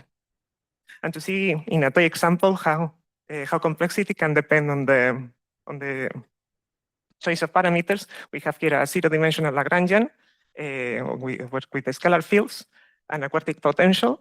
Here, everything is polynomial, so we have that the format is just the number of fields, and the degree is 4, like the quartic interaction. And if we go to a slice of the parameter space in which the quartic potential drops out, then the degree naturally goes down. And also, if we go to a symmetric locus in which two masses are equal, we can perform a change of variables and drop by 1 the format. So naturally, the complexity of a system depends with the parameter space. The thing is that in many cases, we don't have a global definition of the Lagrangian over the full parameter space. So in many cases, in general, what we will do is try to cover the parameter space with different cells and try to construct a Lagrangian over these different cells and assign a complexity to this Lagrangian in its domain. And then reassemble all the cells and see if after the reassembling, the complexity is still finite. As I said, because of the intuition we have from the previous slide, we expect this to find a EFT covering of finite complexity will be extremely non-generic. But once we make contact with quantum gravity, we expect that this will not only be non-generic, but actually a requirement of quantum gravity. But before we go on and make contact with quantum gravity, let's consider an example of a non-gravitational theory which actually has an EFT covering of finite complexity, Seiberg-Witten theory. This is an n equals 2 gauge theory in 4 dimensions given by the following Lagrangian. And to compute in its complexity, we need to compute the complexity of this Lagrangian. So the Lagrangian, it's given as a function of the prepotential, which is itself a function of the only parameter of the theory, the scalar component of one of the chiral hypermultiplets. And well, if we take 2 derivatives, we recover the coupling function, which also plays an important role on the complexity of the theory. And well, at the classical term, the coupling constant, the coupling function is just a constant, but then we have all these corrections. And the question is, are all these infinite sum, does it converge to something tame? And does it have finite complexity? Well, starting with the convergence for large values of the modulus of the theory, the prepotential does converge. And for other values, for smaller other regions, we have the famous electric magnetic duality of Seiberg-Witten, and we can define a dual variable, the magnetic dual, and a dual prepotential that gives a convergent description for the Lagrangian. And more generally, one of the main realizations of Seiberg and Witten was to identify the modular space of their theory with the modular space of a family of elliptic curves given by the zero locus of this polynomial, where Z characterizes the complex structure of the family, and then the electric and magnetic coordinates can be understood as parameters as local coordinates of the complex structure. And then whenever we have an elliptic curve, we have a period map, and the period map is given by the quotient of the periods. And the thing is that in the context of Seiberg-Witten, this can be identified with the coupling function we saw before. So we have a map between these two spaces. On the left-hand side, we have the original moduli space with the three puncture sphere, and the period map, that is the coupling function, is taking us to the fundamental domain in the upper half plane over a subgroup of SL2Z. Since the coupling function plays a very important role in the complexity of the full Lagrangian, we wish to compute the complexity of this function. So to do so, as we said, we cut the modular space into smaller sets in which we have a control over the functional dependence of the periods. We compute the complexity of these periods and then reassemble the full structure and see if the complexity is still finite. The cells that we will be using are given by these three sets, the disk, puncture disk, and annulus. And to characterize the complexity of the periods, we use the fact that they are given by solutions of differential equations, the Picard-Fuchs equations. And in this case, they can be written in terms of something that's called the log-Noetherian chains. They are very similar to the Fabian functions that we discussed before, but they are a slight generalization. We have to remove the triangularity condition and allow for logarithmic derivatives whenever we have a expansion around a singularity. And the good thing is that the logarithmic log-Noetherian functions are also tame, and they are conjectured to be Shapley minimal, but this is a mathematical conjecture, so it's pretty solid. But the format and degree decomposition is not known by this point. It is known. It's a effective format, which is already give us it was developed by Benjamin 2 years ago and give us a notion of complexity that provides already bounds, but it's not the proper decomposition in format and degree. It contains information regarding both, and the bounds are not as optimal, but it already provides bounds, and this will be what we'll be using in the following. So that's then the problem becomes an optimization process of finding the number of cells and the radii that minimizes the format, and we cover on the left-hand side the parameter space in terms of different cells, compute their image under the period map, and evaluate the format. So we start with the cell around the ionic singularity, the magnetic singularity, the electric singularity, and it turns out that we need 3 additional cells at around regular points in order to cover the full moduli space. We assemble everything together and find a format of 54. The number itself is not particularly relevant, but it's a proof of concept of how this can be done. It can be used later on to compare with formats of other modular spaces or other effective field theories. The key takeaways is that we need at least 6 domains to cover the full modular space of Seyfert-Witten theory. The main complexity comes from the singular points, and the fact that we have all these different cells with different Lagrangian descriptions around its point of expansion, it's crucial to keep complexity finite. If we were to expand, to try to push one cell until it reaches the next singularity, the complexity will blow up. So in this case, demanding finiteness of complexity is naturally requiring the existence of Seyfert-Witten the electromagnetic duality in Seyfert-Witten theory. So we observe a nice connection between dualities and finiteness of complexity. So now let's go back to quantum gravity and see how things can connect in this context. So the first connection between tameness and quantum gravity was brought up already 5 years ago by Thomas in the tameness conjecture, who proposed that all effective field theories in quantum gravity should be definable in a no-minimal setting. Now, using Sharp minimal formalism, we upgrade this, providing explicit bounds in terms of the format and degree and making contact with the cutoff. More explicitly, if we define MQG lambda to be the set of all effective field theories consisting with quantum gravity up to at least a cutoff lambda, we conjecture that this set, the set of effective field theories itself, is Sharpian minimal and has a bounded complexity with format and degree depending on lambda. And for all, we conjecture also that there exists a global bound that bounds the complexity of all the Lagrangians of all the effective field theories in this set. So the first point in this conjecture formalizes the idea that there are finitely many different effective field theories once we mode out by the connected components of modular spaces. And the second point is supported by finiteness results on the light spectrum in different supergravity theories with dimensions greater than 6, but we expect that this number will go down in the future as well. And putting both together, it's what we discussed before, that it will imply that the quantum gravity moduli space should have a finite EFT covering. And some implications of this will be the finiteness of Calabi-Yau compactifications and the finiteness of flux backward. So this is a very strong conjecture, and it will be extremely, extremely hard to prove. But in generality, that we can try to test it in different contexts, and there are already some tests that provide a positive proofs on this regard.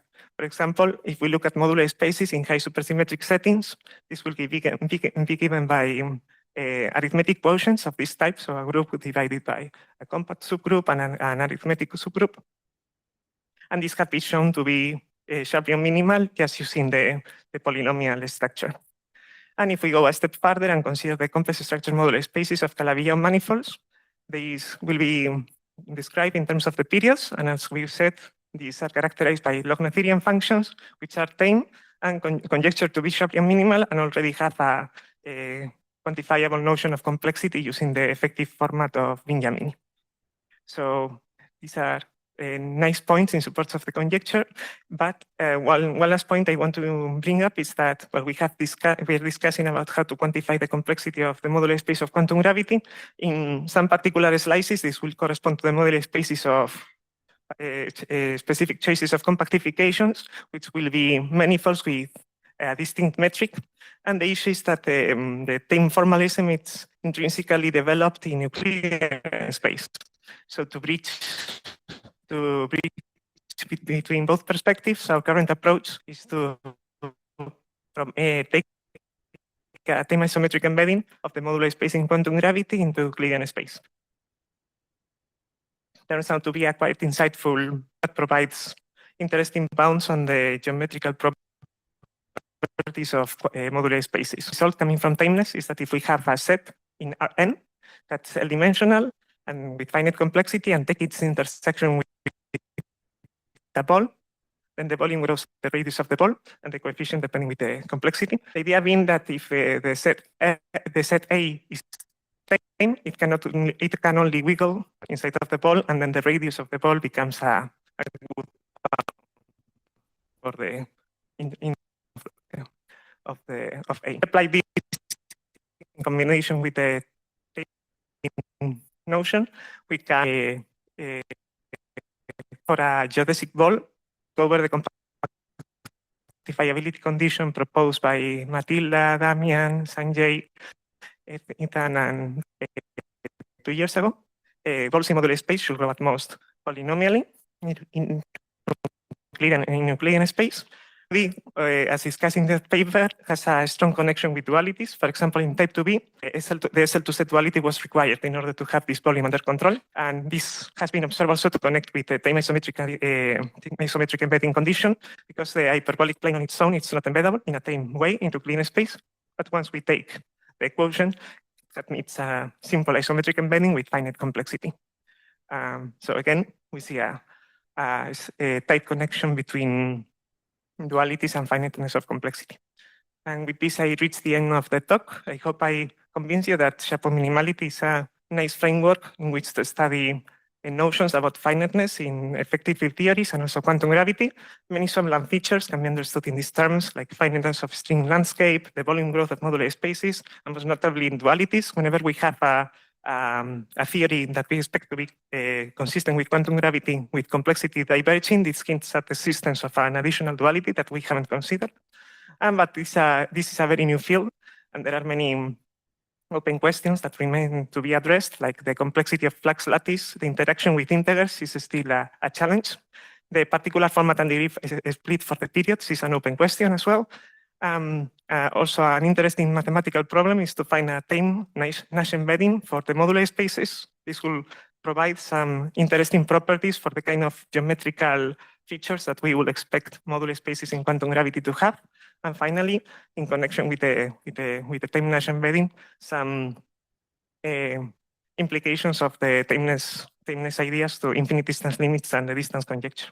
That with this, I reach the end of the talk. Thank you for your attention.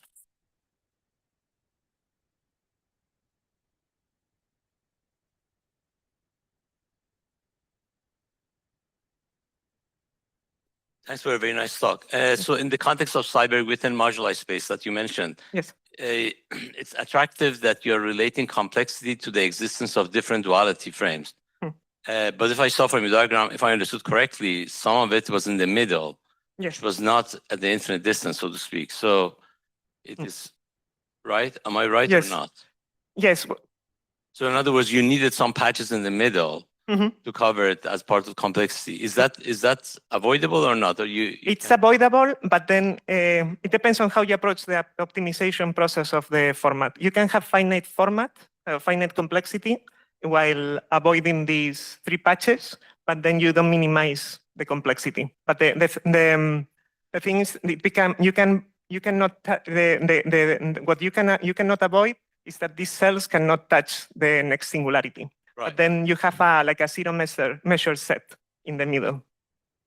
In order to cover your, fine. Yes, but the question is whether or not there are some regions you miss. You missed at most which 3 cells a measure zero set. So you can cover it with the patches only at weak coupling. Yes, yes. If you don't care about this measure zero set, yes. Thank you.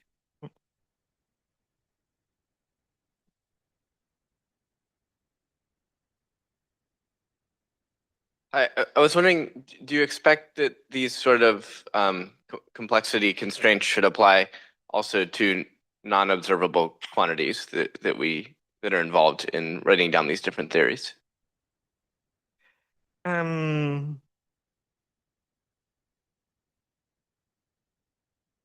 don't have from the way we are approaching the topic, we require it to be the case. Yes, for we are demanding all the functions to appear. I don't have a physical argument, but in principle, I will expect that if you restrict this to just physical theories, it will still recover the Swanland results that we have. But yeah, that's a good question. I'm not sure.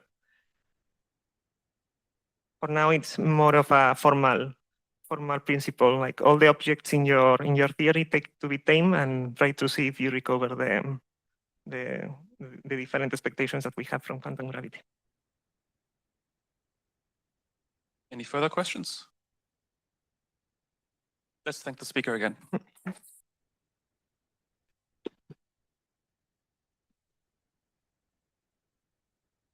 Now we have a coffee break and we'll resume at 11 a.m.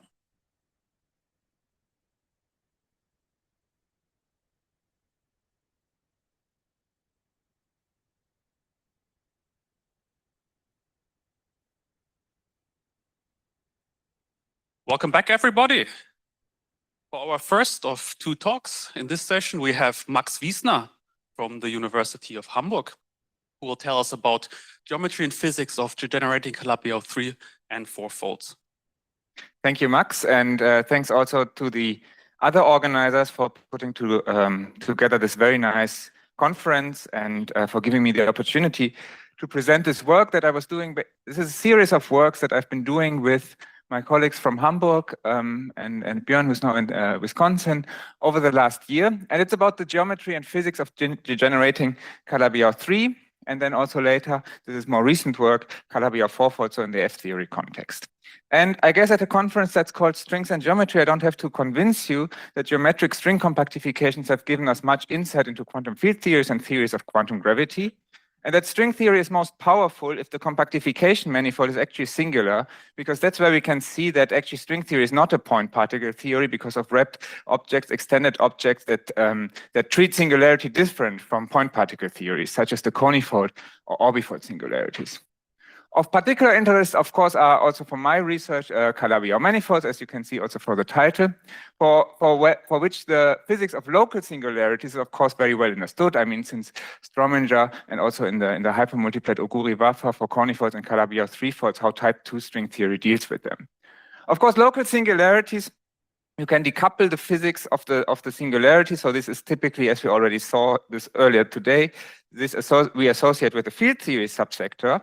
But I'm mostly interested in quantum gravity or the implications of singularities for quantum gravitational theories. And here we have to be a bit more severe or look at more severe singularities that don't have such a local interpretation where we basically can decouple the physics and still have away from a singularity a smooth Calabi-Yau manifold. And so to test string theory implications for quantum gravity, we want to study compactification on severely degenerating manifolds, where we take a Calabi-Yau and we actually degenerate it into such a normal crossing variety that actually doesn't look locally Calabi-Yau anywhere. And unlike local degenerations, which are at finite distance in the modular space because you shrink a shrinkable curve, these are at infinite distance, at least in the classical complex structure modular space. And if you read infinite distances, you of course think about the distance conjecture and its refinement, the emergent string conjecture. And infinite distance limits in complex structure modular spaces of Calabi-Yau manifolds in the context of string compactifications have of course, in their physical interpretation, have of course been studied in the last almost 10 years, or 8 years, quite intensively. So what do we add here?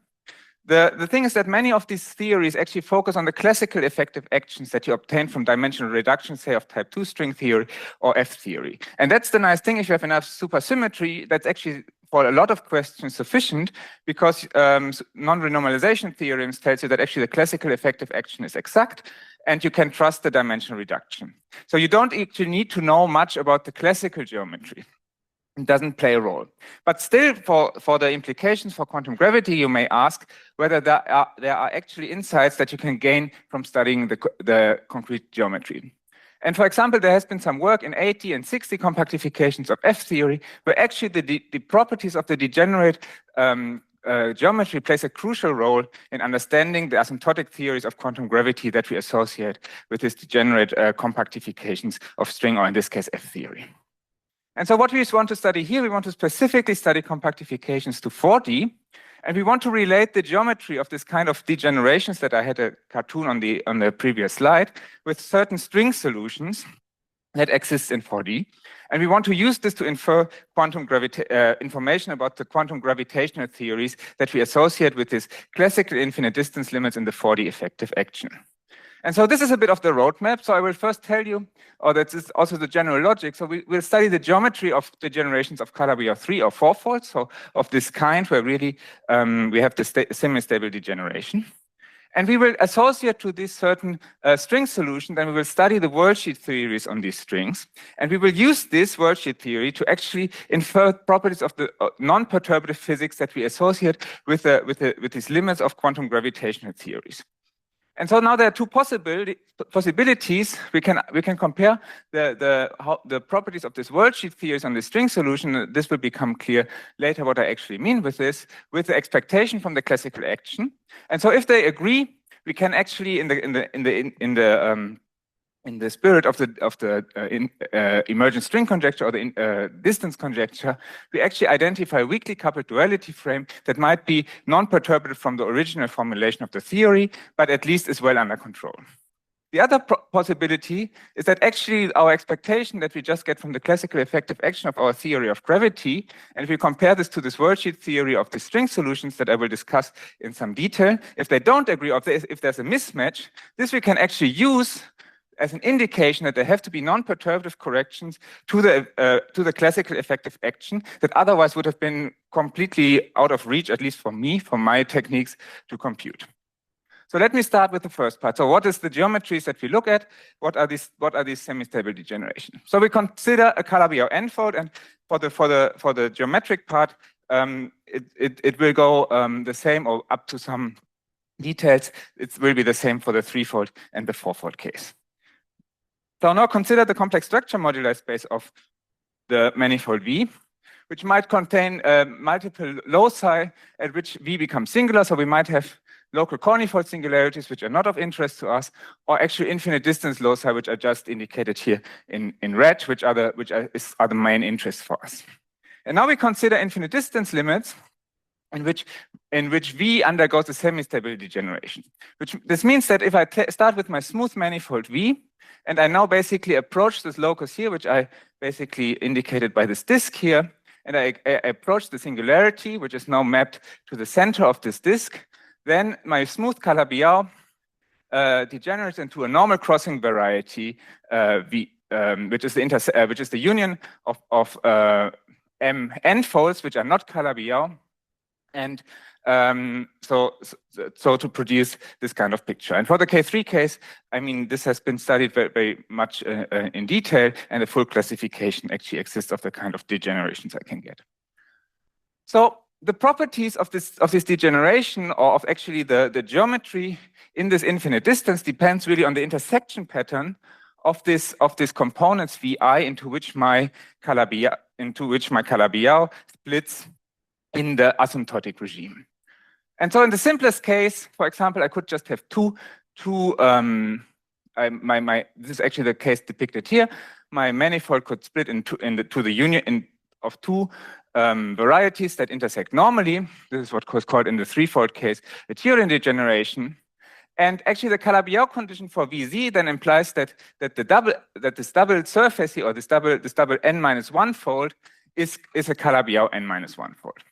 And you can ask, okay, was actually is there another way to describe this? You can just look at the dual graph of this singular variety, which is in this case just an interval, just replacing the components by points and the intersection by lines.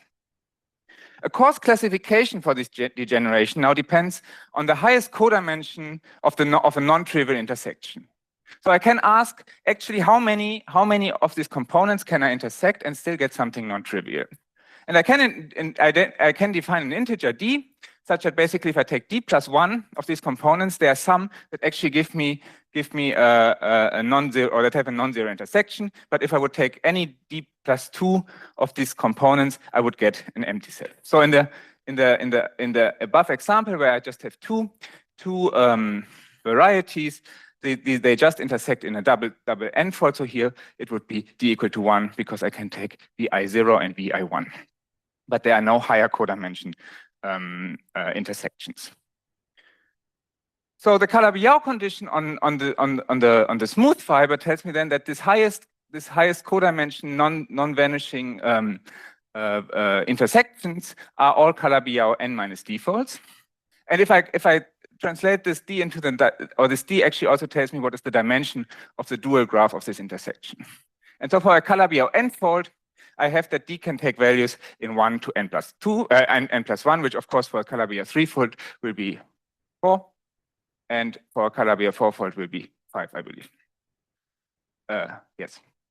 So this matches the coarse classification actually that one would obtain that you might be more familiar with from mixed Hodge structure, which of course has been studied a lot, starting from these in these papers. And to relate this, the nomenclature is actually in terms of types with Roman letters, type 2, 3, and 4, which basically there's a one-to-one map between the Ds that I defined here and the properties of the maximal of highest codimension intersections of these Vi. So for Calabi-Yau threefolds, I have type 2, 3, and 4. Type 5 doesn't exist just because of dimensionality reason.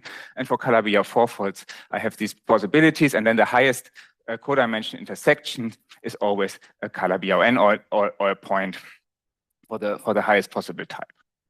Okay, this is just a brief recap of the kind of degenerations of Calabi-Yau 3 or 4 folds. We just set n equal to 3 or 4. And now I want to use this to study worldsheet theories of certain string solutions. So I first have to tell you what do I actually mean here. So consider now a Calabi-Yau n-fold V as a compactification manifold of string or F theory to 4 dimensions. And here I will restrict to type 2 V string theory on a Calabi-Yau threefold and F theory on a Calabi-Yau fourfold. So now you might say, okay, why do we actually, I mean, type 2B, F theory, they should be basically the same. So actually, do I have to worry if I look at threefolds and fourfolds, shouldn't it be all the same? In the end, the catch is that even though the setup looks very similar, the physics is very, very different. So consider now the total space of this stable degeneration. So basically, I look at this vibration of my smooth manifold over a disk D, which I interpret as a complex disk in my complex structure moduli space, such that at the origin of this disk I undergo the stable degeneration or semi-stable degeneration. And now I can assume under mild assumptions that this V is a Calabi-Yau n plus 1 fold. And now to get a string solution, I actually interpret this open disk not as in part of the moduli space, but actually part of the 4D space-time. And then what I get is I obtain a BPS string solution in the 4D effective supergravity, where basically I view the string as being extended in two directions, and then the transverse direction is this disk D. The string solution is such that it realizes the degeneration limit at the core of the string. So I really put my string here where I realize the degeneration limit. And these are certain strings that have been studied in detail or candidate for certain so-called EFT strings that have been introduced by Stefano Fernando, Luca Matucci, and Irene. And so what are these strings? So EFT strings.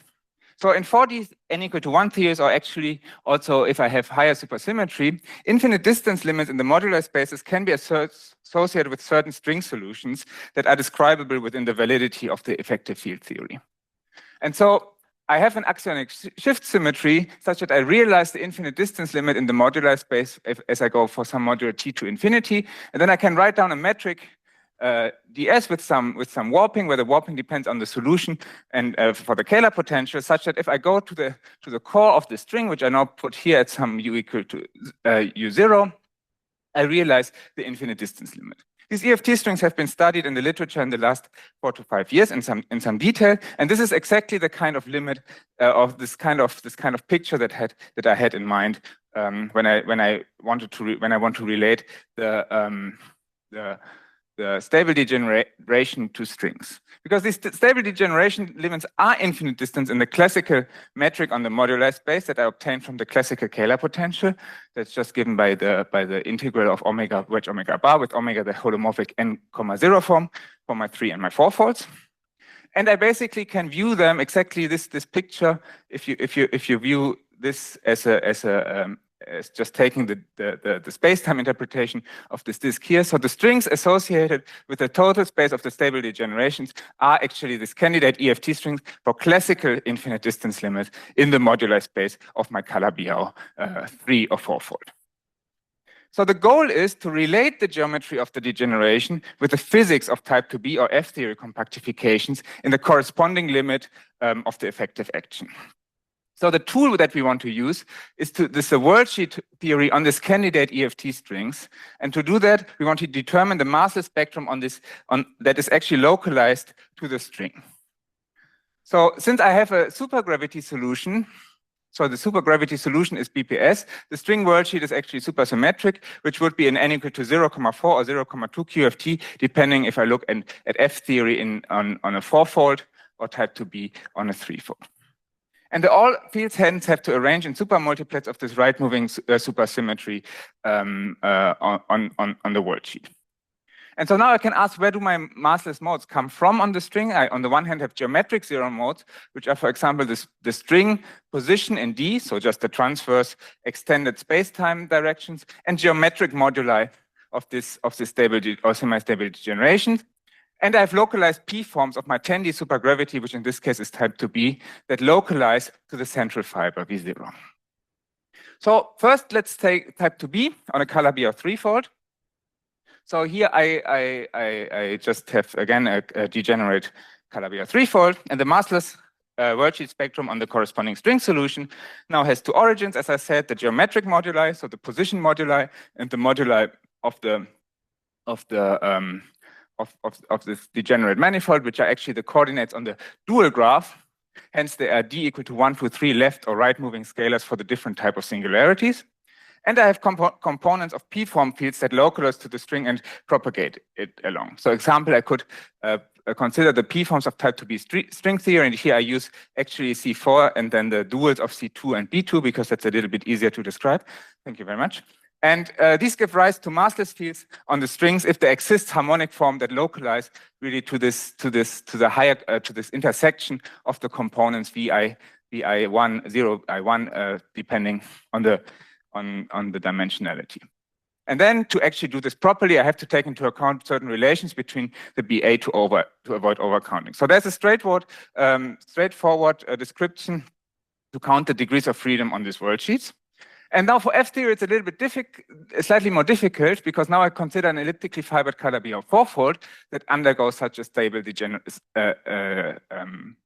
degeneration.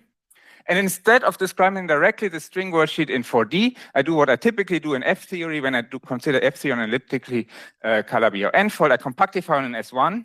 And so I first, in spacetime, and I first describe the superquantum mechanics that I obtain for M theory on this background. So again, can study what are the geometric modes and the components from the fields. So there's not much difference, just that I can have more moduli because of the dimensionality of the underlying Calabi-Yau n-fold. And I can ask, okay, what are the p forms of M theory that now localize to the string? Again, taking into account relations between the b, I have to make sure that I avoid overcounting. And now, as I typically do if I do F theory via its M theory lift or duality to M theory, I consider the uplift of the superquantum mechanics to string solutions in the 4D supergravities theory.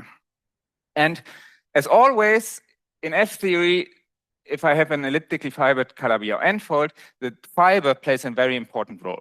Because now for the uplift, it depends how is actually this degeneration relative to the fiber.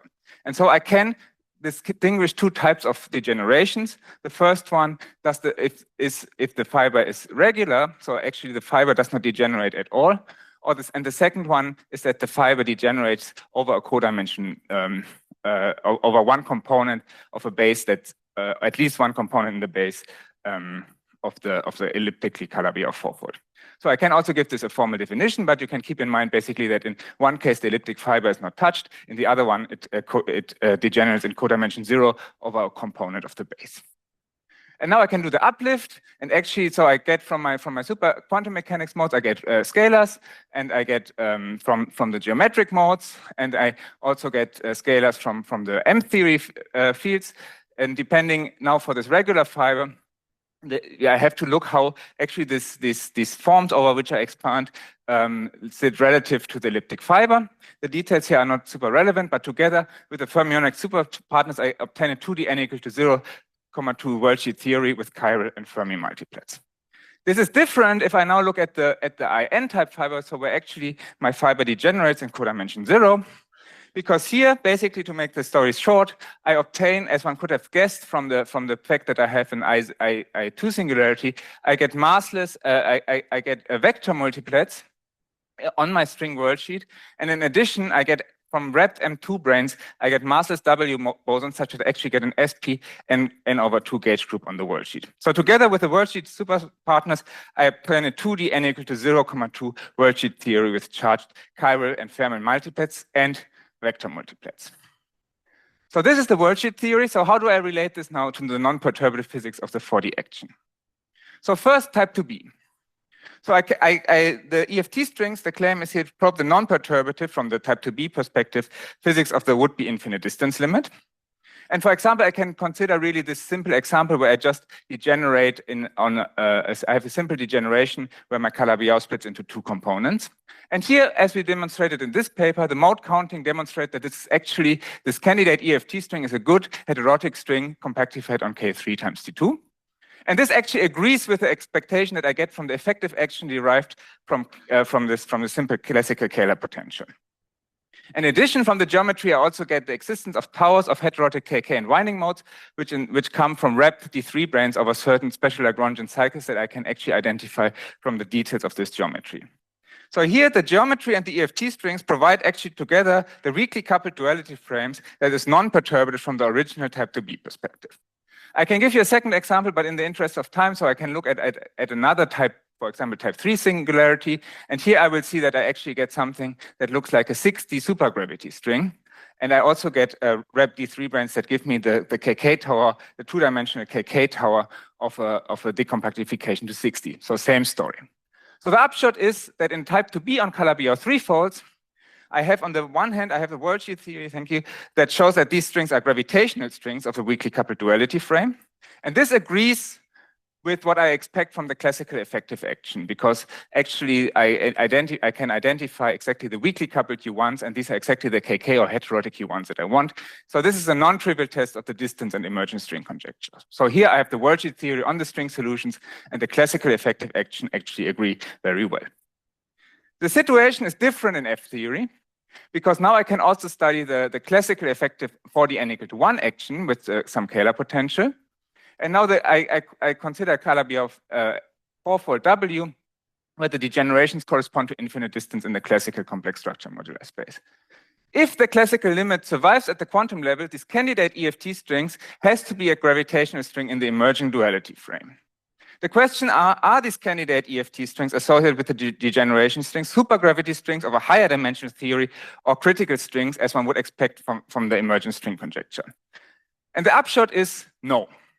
And actually we show that these candidate EFT strings for Calabi-Yau fourfold degenerations are neither supergravities or higher dimensional of a higher dimensional theory, nor critical strings, up to some caveat that we actually closed by a duality to type 2a on G2 manifolds in this paper. And I can illustrate this in two cases, but I might just go through one. For example, if you consider this IN type degeneration, the problem is really that I have generically charged chiral multiplets that are charged both under the worldsheets gauge field and the spacetime gauge field. And so now we remember that in 2D, vector multiplets are actually just constraints on the 2D field space, and that the theory has to explore the full space. So I cannot, by hand, restrict to a subspace. So if these strings were actually supergravity strings, I would explore the entire Higgs branch, where I would not just Higgs the gauge theory on the string, but also the space-time gauge theory. So this would be something like 7-brane recombination on the 5-fold. And this is actually in tension with the string, the EFT, or the would-be EFT string of an original 4D n equal to 1 theory, because simply I would completely destroy this degeneration with which I started due to this Higgsing also of the space-time gauge theory. I have a second case, also I can do this here. Here one would simply see that if I look at the string for regular fiber degeneration, is actually a subcritical non-gravitational string to begin with. So this would also be in tension with the string being a critical or supergravity string of a higher dimensional theory. So how do we solve this? So because we see here that F theory, the candidate EFT strings are not compatible with the expectation from the classical effective action. And the solution is hence that the effective action has to receive corrections that actually mix Kähler and complex structure sector, something that would be forbidden if I took type 2b on a Calabi-Yau threefold due to supersymmetric non-renormalization theorems.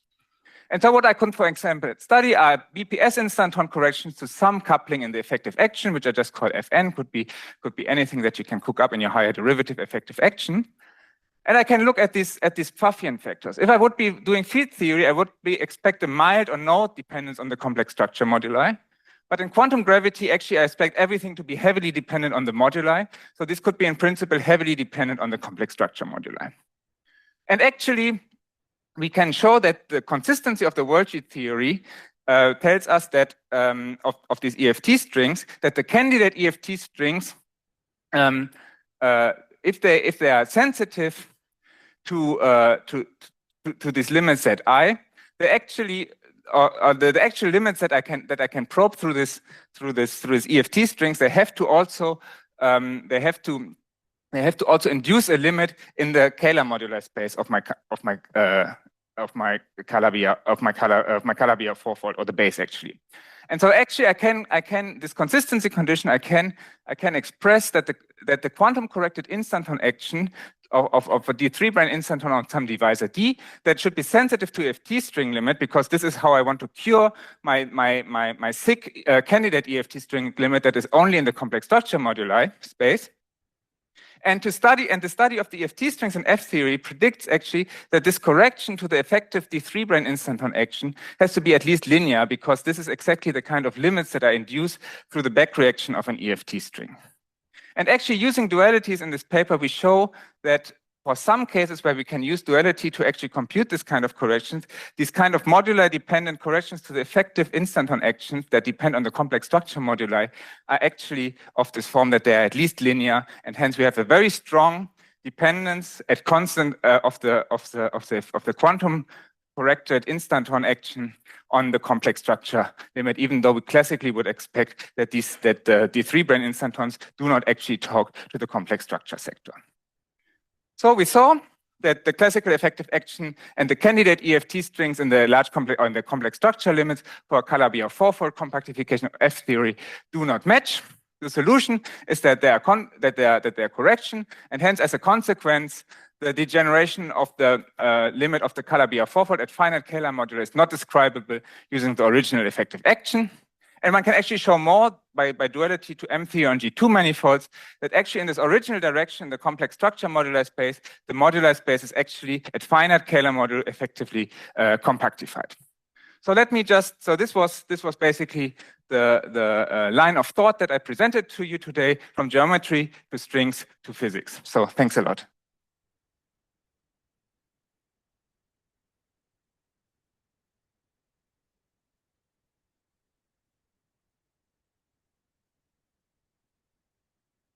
Thanks. Nice talk. In some of their work, some of the work by Liam McAllister and his group, they've where they've been constructing flux vacua. One of the things that they do is they find situations where those Pfaffian prefactors are independent of the complex structure moduli. I wonder if you have looked into any of those situations, or if you have any thoughts on that situation. So if I understand their work correctly, they look specifically to corrections to the D3 brane instantons to the superpotential, and then you would expect that this has to be a rigid divisor to be able, so basically a field theory divisor that gives a contribution to the superpotential. And as I said, this is somehow a field theory subsector because it's a rigid, hence shrinkable divisor. And then I would actually expect that, because it doesn't see the full geometry of the Calabi-Yau fourfold, that the Pfaffian has a very mild, or even no, exactly as in Moritz and Liam's work, that there's no dependence on the complex structure of the Pfaffian. But here I'm not just looking at the superpotential corrections, but I say, okay, in principle, any kind of correction. I could also have a D3 brane instanton on some wild movable device. So actually, these are the ones that are sensitive to gravity, and they will correct some coupling, not the superpotential, but there will be some coupling in which they become to which they contribute, which becomes unsuppressed in this limit, because I would expect a strong dependence on the complex structure moduli. Okay, so for the superquantum mechanics, from M2 branes wrapping the 2 cycles in the Calabi-Yau fourfold, because of first, the 2 cycle can have a very complicated moduli space, and secondly, there's these quantum correction from 4 supercharges. Then how much do you really know about these 0 modes of these superquantum mechanics? If you have a very complicated moduli space, let's say. That's a good question. So we work here under the assumption that the classical geometric picture, because that's what we study, that this is valid. So that because this is what we saw. If there would be something like a non-renormalization theorem, like in the type 2b case, then actually we would know exactly what is the 0 mode spectrum. So one solution to this problem is that actually this classical geometric picture is not correct, and then actually our worldsheet theory or the superquantum mechanics is a completely different, that has nothing to do with the original geometry. But this is just another way of saying that the classical geometric picture in these limits is not valid. Hi, Max. 2 quick questions, if I may. Okay. So the first, I didn't quite understand which object is semi-stable in the semi-stable degeneration, and is whatever that is related to some kind of classification of codimension 0 non-minimal singularities and elliptic vibrations. And second question, I'll do it at the same time. You said at the end about G2, a duality with G2. Do you have examples of 4D n=1 theories that you're constructing from both F theory and G2 compactifications that you can compare? So okay, these are different questions. So first question is the semi-stable. So it is really the variety, the Calabi-Yau n-fold that is semi-stable in this degeneration. And so there must probably, if I the variety is semi-stable. There's a bundle over the variety or something which is semi-stable. I guess that it has. Let me get back to you. And the second is about the what was it? The G2. The G2s. Yeah, so we say, okay, we actually can, if we have a type 2b orientifold interpretation of our things, we can ask, okay, what's the dual type 2a picture? Really the orientifold. And then we can ask, okay, what is the analog of these complex structure limits for the type 2a? So it's some scalar at strong coupling. So you would say I get an uplift to M theory on some G2-like manifold, and we say, okay, we look at the most easy one, which is just an orbifold of Calabi-Yau 3 times S1, and these are the ones that we construct. So we neither do full-blown F theory for this duality nor full-blown G2 manifolds. Yeah, one quick question, Max. So I assume that on the four-fold side, the complex structure deformations to consider in a type 2b interpretation should also include some 7-brane. Yes. Moduli. So is there a way to understand this effect in terms of some back reaction of 7 branes onto your naive Calabi-Yau 3 or the orientifold module? Yes, and that's the part that I could not talk. This would be in the very beginning. I don't go back. There were 2 papers. I talked about. The first one would be actually asking, which is the question that I think you have in mind. If I take a type 2b orientifold, and I can ask, okay, I can now take the naive stable the naive degeneration limit for the Calabi-Yau 3-fold, and I ask what is the uplift of this to F theory. And there we show that actually this depends very crucially on the location of the O7 plane, or like of the relative to this degeneration. If you think of this picture that I have of the 2 intersecting branes, now, if this O7 plane lies exactly on the orientifold, so we study an explicit example where we ask what is the uplift of this to F theory, and actually then this would be the uplift will be actually GS corrections as opposed to the Kähler corrections that I study that I discussed here. Then we actually see that something very striking is that these GS corrections completely, in this very simple case that we study in detail, completely remove the degeneration. Hence, the Calabi-Yau 4-fold that is the uplift of this naively degenerate Calabi-Yau 3-fold is perfectly smooth. So this is really a removal of the infinite distance limit that we associate to this degeneration from the very beginning. Let's thank Max again.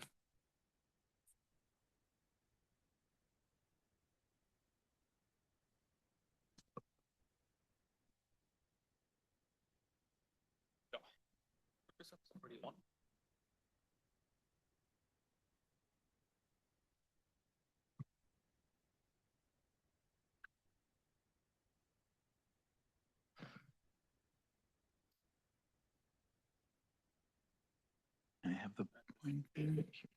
Perfect. Thank you. Okay. Our next speaker is Miguel Montero, who will tell us a tale of 2 M theories. Thank you, Max. Let me start by thanking, by joining the other speakers and thanking the organizers for what has been a very interesting and wonderful talk so far, wonderful conference so far. And I would like to start by taking one step back and starting with a panegyric to M theory and to the dualities. And indeed, it's absolutely incredible and has been underscored by many talks in this conference, how delicate, how intricate, how beautiful the geometric and algebraic backbone of quantum field theories and string theory are. They're really, truly amazing structures, truly amazing. And indeed, the more one thinks about it, the more than one is struck in awe and wonder at the amazing consistency and uniqueness of the whole picture. And in particular, all this uniqueness of the picture comes in the end to indeed the uniqueness of we have a nice couple of gentlemen visiting us. That's very good. This is the illustrious mathematicians Dan Fried and Mike Hopkins. It's good to have you around, gentlemen. What brings you here? Surely you're here to sharing with us the glory and bask in the light of M theory. No. What do you mean no? Sorry. What are you here for? To correct the claim? What do you mean correct the claim? I mean, I'm used to be wrong, but I'm not used to be wrong on the first slide. What's going on? Uniqueness of M theory. That's what? That's not correct? What is going on? Okay, please explain. What do you mean by this? I'm very puzzled. I don't know about you. Oh, I see. Yes, as Dan is mentioning, it turns out that M theory has some interesting structure, right? So when you put in arbitrary manifolds, you need to have some flux quantization condition for G4 flux, and you can also put in unorientable manifolds. And the whole thing was called the MC structure by Witten. So MC structure is the structure you need for backgrounds in M theory. And indeed, as Dan mentions, in their 2019 paper, they actually computed some Bordisson groups for this MC structure and used, they computed 12-dimensional Bordisson group. And this, together with some other results, they used to show that on general unorientable backgrounds, M theory is actually anomaly free. Okay, this was shown in 2019. But indeed, that's right. They not only computed 12-dimensional Bordisson group relevant for M theory anomalies, they also compute the 11-dimensional one. And it turns out to be non-vanishing. So it's actually generated by some 11-dimensional manifold, which I will explain in more detail later. And there's a Bordisson invariant that detects this manifold. And so that brings up an interesting possibility. You could take the action of 11-dimensional supergravity and add a topological coupling, something like a discrete theta angle. So it takes two values, 0 or pi, because this thing is Z2 valued, where you add the Bordisson invariant that Friedman-Hopkins discovered. And so, you know, if you have two theories with different low energy effective actions, this looks like two different theories. And so it seems that this could lead to two different versions of M theory. Okay? So as Friedman-Hopkins kindly explained to us, there is a Z2 value discrete theta angle that you can write down in 11-dimensional supergravity. It's consistent with all the symmetries of the theory. And so if you take it at face value, it suggests the existence of two M theories. If you take this possibility seriously, consequences are amazing. You get a doubling of the whole string landscape. You can do M theory on G2 and M prime theory on G2. And so, you know, all the vacuum that we've studied, you can multiply by 2. So on one hand, this seems hard to believe, but on the other hand, the calculation behind this thing is pretty solid, okay? And the possibility is very real. So the goal of this talk is to tell you that together with Jonathan, we've been thinking for quite some time now to figure out what is going on here. And not just in this case, okay? Not just in the case of M theory in 11 dimensions, because it turns out that you can also write similar discrete theta angles, for instance, in the 10-dimensional string theories. For instance, heterotic strings in type 2. So there are some manifolds. They're related to the ones that you had in M theory. I will explain what BOT means shortly. It's some interesting 8-dimensional manifold. So BOT times T2 is a 10-dimensional manifold. And there are some eta invariants, which are some invariants that constructed out of spectra of Dirac operators that detect these Bordisson classes. This one we discussed in this Tubordia paper. And so if you take all these possibilities seriously, this leads to a crazy multiplicity of string theories. So there's many, you know, it's like an n-fold degeneration of the string landscape. So to determine whether these possibilities are actually taking place, you cannot just study the low energy supergravity. You can have a low energy supergravity, maybe it's on the swampland. So to understand what's going on, you need to go to some UV complete framework like holography or perturbative string theory. So what we did is precisely this, and we found the answer. So now I'm gonna tell you the answer straight away, so you can get on thinking about lunch. And the answer is that indeed, all these discrete theta angles that I've just told you about are actually unphysical. They are unphysical in the same sense that the theta angle in QCD with massless quarks is unphysical. Okay, so in QCD with a massless quark, so this is the action, you can write a theta term, but due to the chiral anomaly, you can actually just do a field redefinition for the psi there, and that shifts the theta angle. So there is a theta angle, but its value doesn't matter. So in some sense, it's unphysical. Vacuum with different theta QCD have different physics. So what's going to happen in the M theory situation and in 10-dimensional strings is a discrete version of this thing. I'm going to find for you some symmetry of string theory, which swaps the two values of the discrete theta angle, thanks to an anomaly. And therefore, the two buckets with different values of the theta angle would have indistinguishable physics. They would be equivalent. There is a couple differences to the QCD analogy that I just made. The first one is that in my cases, the symmetry S would be spontaneously broken. This is not a fundamental difference. You could imagine repeating the discussion I had for the chiral symmetry in the presence of a fermion bilinear condensate. And so the symmetry, chiral symmetry, will be spontaneously broken. And secondly, indeed, to make these arguments based on symmetries, they have to be based on actual symmetry. So this thing has to be an exact symmetry. But now I'm talking about gravity. So the symmetry will be gauged, won't be a global symmetry. And so instead of an anomaly in a global symmetry, what I will have is an anomaly matching between the topological term and some fermion system for a gauge, space-time gauge anomaly. And when you do it with space-time gauge anomalies, this is actually a topological version of the Green-Schwarz mechanism, like in this paper. Okay, so that's the idea. Let's see how this comes about. Let's first see, I told you the theta angles in many string theories and M theories, so let me start with the heterotic theta angle. So let's see how this is trivialized. Now I will first introduce it with a little bit more detail. So the discrete theta angle that I can add for heterotic in 10 dimensions is just the eta invariant of an ordinary 10-dimensional spin Dirac operator. That means I take the partition function of heterotic and I just add that coupling where the eta invariant is just a regularized sum of eigenvalue over the spectrum of the Dirac operator. I'm not adding a physical fermion. I'm just, computing this thing and adding it to the action.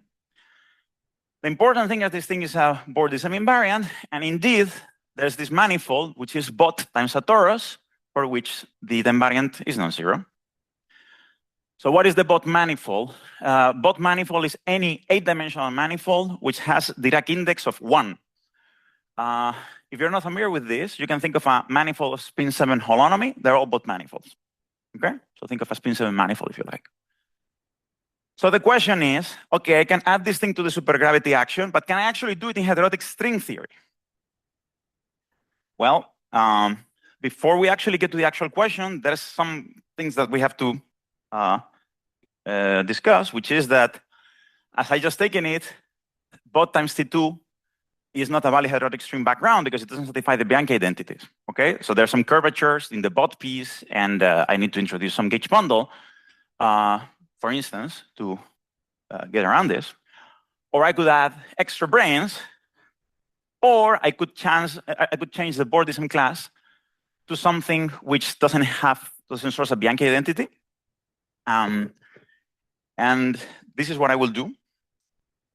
So it turns out that this bot times a circle is cobordant to some manifold which is topologically a sphere, but it doesn't have the standard differential structure, so it's an exotic sphere, and still has the same Bordism invariant. So this is called a Hitchin sphere. And the nice thing about Hitchin spheres is because they have no Pontryagin classes, I can just, I don't need to turn on any gauge bundle. So now the theta angle that I'm talking about detects the Bordism class of heterotic compactified on exotic S9 times a circle. And okay, so to understand this thing, what I'm going to do is I'm going to do dimensional reduction on the S9 and reduce the thing to a one-dimensional system. Okay? So when I reduce to a one-dimensional system, this exotic S9 breaks all the supersymmetries, and indeed, all bosonic degrees of freedom you expect to be gapped, or for instance, like the zero mode of the metric will be pure gauge. But actually, there are fermion zero modes. And that is because, as I just told you, the S9 is non-trivial in Bordism, and the Bordism invariant that detects this is the modulo 2 index of a Dirac operator. So that means that when I reduce fermions on this thing, I will get a number of fermion zero modes, which is odd modulo 2. And indeed, if you study how this goes for the Gravitino, then the Gravitino and the Tendi di Latino, it turns out that each of them gives you one fermion zero mode. So I have one fermion zero mode for each of them. And there is a very nice property of the data invariant of this background, which is that when you evaluate it on S9 backgrounds, the actual value of the eta invariant only depends on the spin structure on the circle. And so it becomes the unique Bordism invariant of spin Bordism in one dimension, which is an eta invariant in one dimension. And this is very simple. It basically tells you that the eta invariant has value of 1/2 if the spin structure is periodic, and is 0 if it's antiperiodic. Okay? So then the system I got after I do dimensional reduction is a system of just 2 fermion zero modes. Fermion zero modes, remember, they anti-commute, so they satisfy a Clifford algebra. So I just put in top right corner.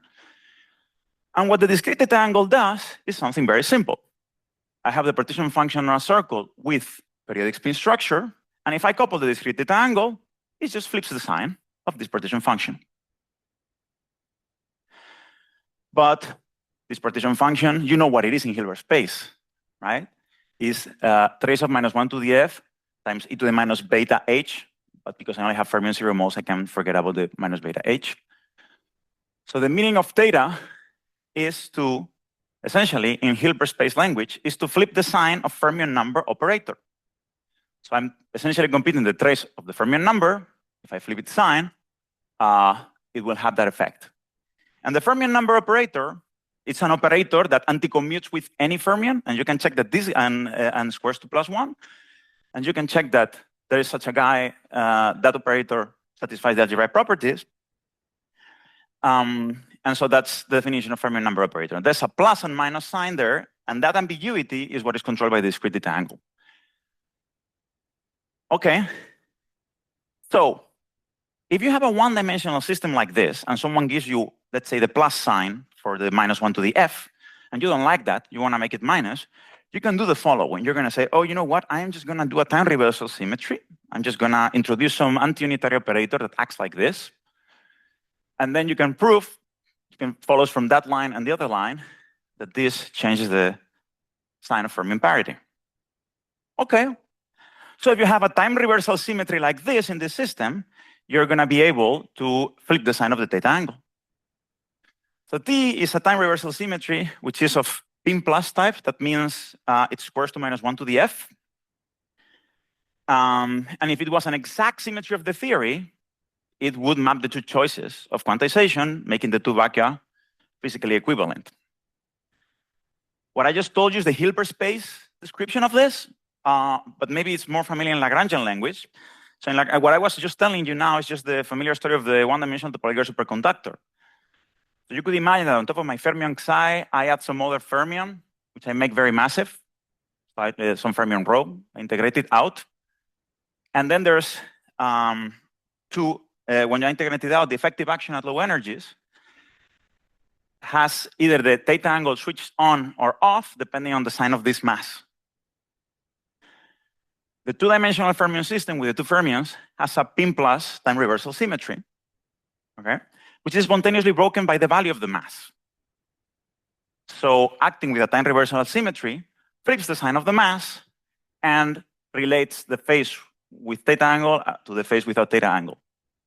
And when you look at it at the level of anomalies, what happens is that one fermion is anomalous under pin plus, and this, the topological term is also anomalous under pin plus, but their anomalies cancel. So the two of them together have anomalies that match in a version of the topological Green-Schwarz mechanism. Okay, fine.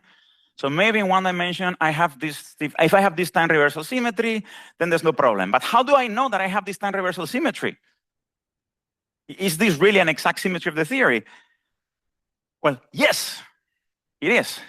And in fact, it's a symmetry that you've seen before. You saw it when you first learned string theory. And so this time reversal symmetry, when you write in 10-dimensional language, it becomes time reversal in 10 dimensions. So it's a transformation that flips the chirality of hyderotic fermions. You have a fermion of chirality +1, and you do a time reversal symmetry. Now the fermion has chirality -1. Now, this is not a symmetry of the heterotic vacuum, because in heterotic string theory, the fermions have a definite chirality. But nothing prevents you from doing a field redefinition, where you say, well, I have a fermion psi, which is just defined like this. and write the effective action in terms of other fermions which have the opposite chirality. This is a spontaneously broken symmetry. There's two vacua that are related by a field redefinition. And there's no obstacle in doing this in heterotic. And if you remember, in fact, this is something that you have to do when you construct heterotic string theory from the point of view of perturbative string theory. When you first learn heterotic, the partition function in the worksheet looks like this, okay? And I want to focus on the right mover piece, which I wrote down there. And looky there, there's a sign ambiguity. It's the famous sign ambiguity in choice of GSO projection, which was also mentioned in Matilda's talk yesterday.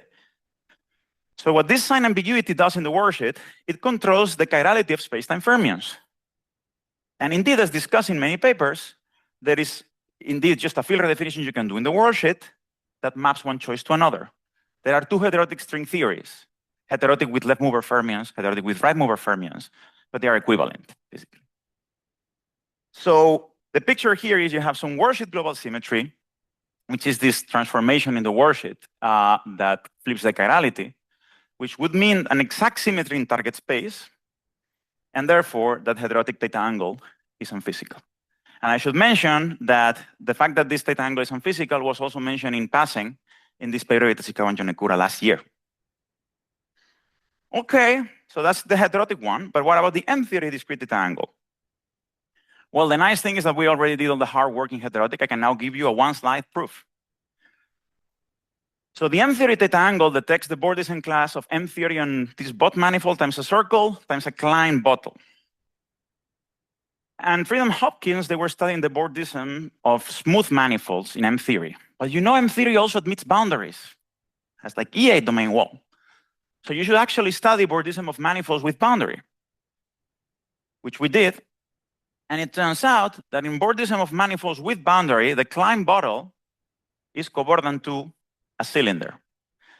And in fact, there's many YouTube videos you can see about this thing. Is this statement that you cut the Klein bottle along the long cycle, you get a cylinder which is twice as long. But M-theory on a cylinder is heterotic, which is what I was just discussing. So it turns out that if you allow for Bordism of manifolds with boundaries, these two things are cobordant, and therefore the two theta angles are physically equivalent. So if one is unphysical, so is the other. Now this is indirect. We can also show it, the triviality of the M-theory discrete theta angle directly. So just very quickly, just like before, I will replace this bottom circle by the exotic sphere as a Klein bottle. And then I can reduce M-theory to type 2A on the odd cycle of the Klein bottle, and that gives you a partition function with a holonomy of -1 to the L, -1 to the FL. So left moving fermion number is like the heterotic, only you get left moving fermion number instead of the total one. So again, you can find a time reversal symmetry like this. You can check that a time reversal symmetry that would flip this thing maps to something that flips the sign of this product. So it looks like there was an ambiguity, sign ambiguity in the choice, in the definition of type 2A strings. And indeed, this is what it does. This thing is the transformation that flips the sign of the type 2A GSO projection. So there's two type 2As, type 2A and type 2A prime, which are physically equivalent, and they are mapped by a worksheet parity symmetry, which becomes an exact symmetry in target space. So this theta angle is unphysical, just like the theta angle of QCT with massless quarks. Some final comments, or almost final. There's also theta angle in type 2B that we found in Tubordia, but it's T-dual to the Friedman-Hopkins one, so this one is also unphysical. We actually computed a bunch of Bordism groups of M-theory manifolds with boundary for low degree. So this is what we got. In the process of doing so, you can see there's a class which has to do with the Mobius strip there that also contains a discrete theta angle, which is also unphysical. And you might wonder, okay, maybe the argument I've been using perturbative string theory to argue that the symmetries are exact, but what if non-perturbative effects are screwing things up? Well, you can actually run this argument in ADS backgrounds with a holographic dual, and the sign ambiguities that I was telling you can be seen as field redefinitions also in the dual field theory. So in the end, all discrete theta angles that we could think of in 10 and 11 dimensions are really unphysical. And luckily, the uniqueness of M theory is restored. So indeed, M theory is unique and we can keep celebrating. So this is very nice. But on the other hand, it's also, kind of boring. Always hope to discover new interesting effects. And so to finish the talk in a more funny or a more fun situation, I'll make some sort of remark that I mean, this is still work in progress. The part that I told you so far is pretty solid. This we're still thinking about, but I think makes sense. So a possibly controversial remark related to combining these ideas to the covariance conjecture. So if you have two phases of gravity, which are distinguished by maybe a discrete angle or whatever, covariance conjecture tells you the domain wall separated them. However, when it turns out that the two phases are actually the same phase as we were just describing, in these cases, what the covariance conjecture tells you actually is that the domain wall can nucleate holes. And the argument is just like, you can imagine you have a circle, you put a holonomy of this transformation that relates to two phases, so that forces you to introduce some domain wall, so that you have a circle with the domain wall inserted, and covariance conjecture tells you you have to find a boundary. So that means the domain wall itself admits a boundary. If the domain wall admits a boundary, that means it can nucleate holes. And there are examples like this, like the domain walls in in four-form effective theories. So if the two vacui are equivalent, you are able to grow holes in the domain wall.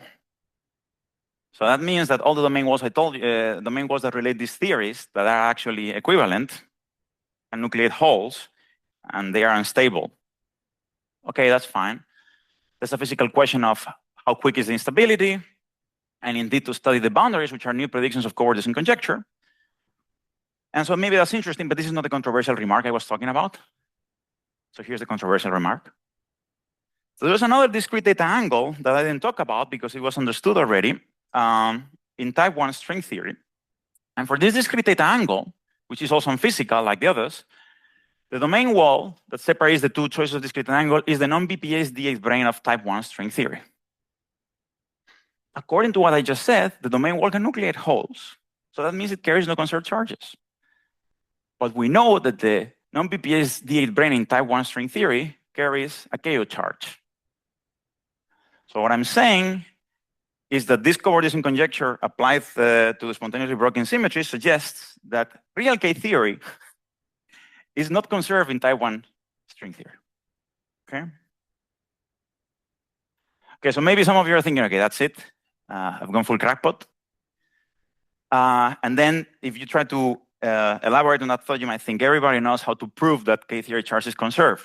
Okay, so for instance, we have a non-BPS D7 brane in type 1 and non-BPS D0. There's a Harnov-Bohm experiments that you can do by having the D0 go around the D7 from very far away. So you can measure the charge from very far away. And that means that the charge is gauged, is carried by some long-range field, is exact. There's no way it's not a conserved charge. So I agree with this argument, of course. And indeed, this is true, and the KO theory story is unchanged for any brane of dimension bigger than 1. But for codimension 1, if you try to run this argument, it's actually kind of funny. The object which picks an Aharonov-Bohm phase with the domain wall is an instanton. And this is not an object that you get to move around and make experiments with. In the words of John Stout, you cannot eat an instanton. Okay? It's not something you can eat, like a hamburger. So that means it's hard to do experiments with it. And in fact, the instanton amplitude in this background is precisely not invariant by the gauge transformation that maps the two vacua. So there's no possible Aharonov-Bohm effect. So it could be that for codimension 1 domain walls, there's this subtlety even when applied to real K theory charges. And I should mention a lot of these ideas are already there in the Swampland seminar that Ethan gave earlier this year. It says 2025, but it's 2026. Sorry about that. And so with this, we get to the end of the journey. Looked like M theory was not unique, but in the end, it seems it is. But that leads to interesting considerations thinking about covariance domain walls between spontaneously broken vacua and whether they end or not. Thank you very much.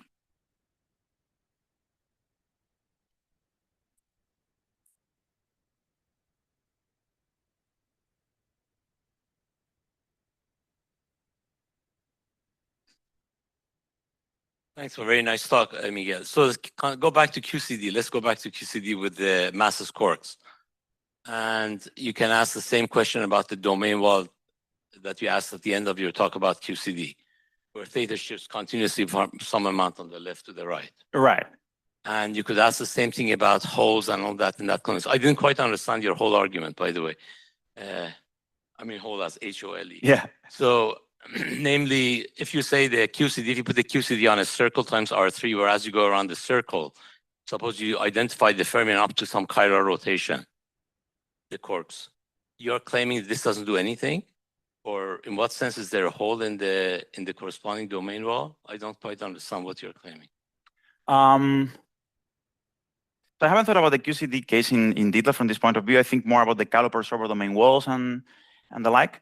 But yeah, the idea is that you could put you could put QCD on a you could put QCD on a. This is the domain wall. I'm just putting a circle boundary. Yeah. So you put a circle, okay, and then you add with a transformation that forces you to shift the theta angle. That's what it was doing. Yeah. So then that means that you have to have some sort of non-trivial profile for the theta term, right? As you go around the circle.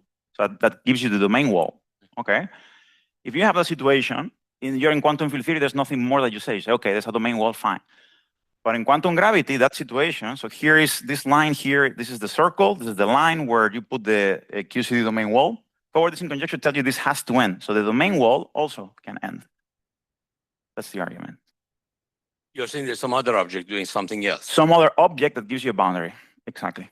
Which also explains why you wouldn't see this maybe from, if it's correct for type 1, for instance, you could ask why people did not see this. This is not a brane that you would see in the K-theory classification. It's some weird boundary. But if the hole generates, then you can go from one side to the other, and then you would say there's no difference between them. Because locally, there's no difference, right? This is only it's a spontaneously broken gauge symmetry, right?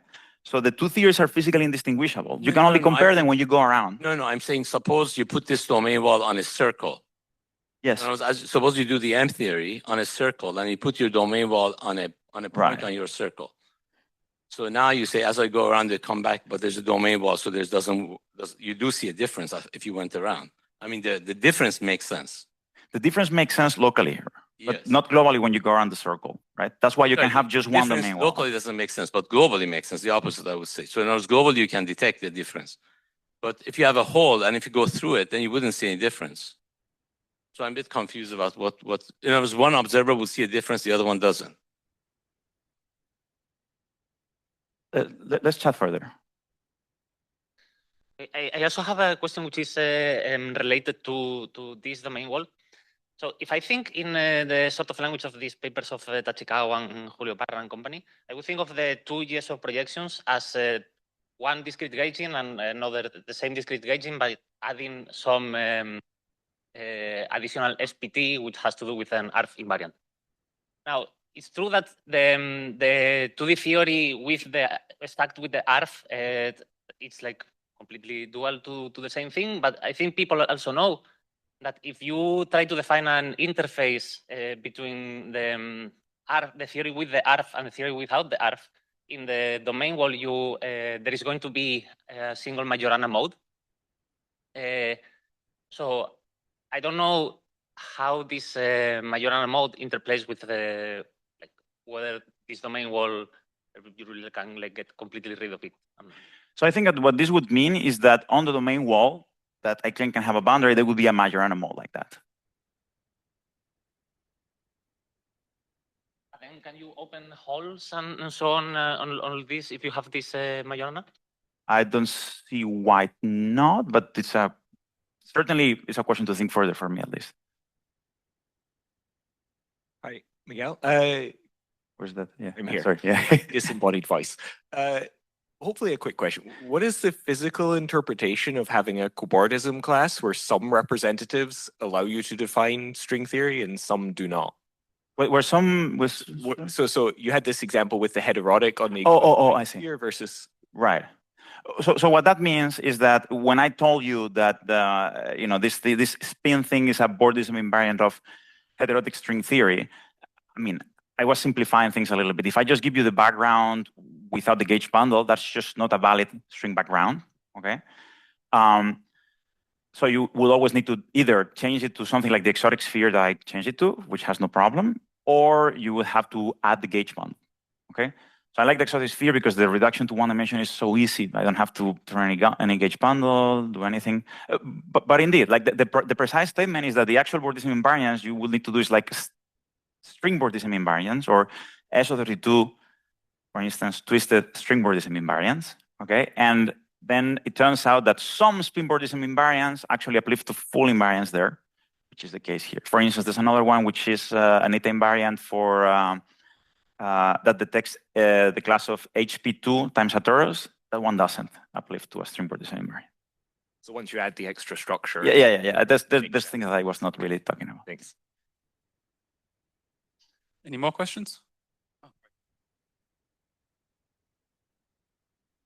Thank you. Very nice talk. Thank you. I have a very super naive question based on the analogy with the QCD and the theta angle.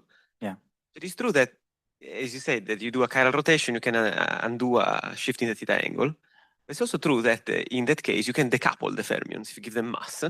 And then when you land on Young Mills, then theta becomes physical, and there are special values of theta where special things happen. For instance, theta equal to pi in SU2, we believe there are phase transitions. Do you expect, like, we live in low energy, so when we flow to low energy, what happens to these parameters? Right, so this do is they why acquire again physical meaning or not? What is the... So I don't think they should. This is why it was very important to have an actual string theory argument. You know, the fact that you can write something that looks like an effective symmetry of the Lagrangian, even for the theta term in QCD, you can write higher derivative operators that just break the symmetry explicitly, even without masses. That will give you different physics at low energies. So how do I know that this is not happening?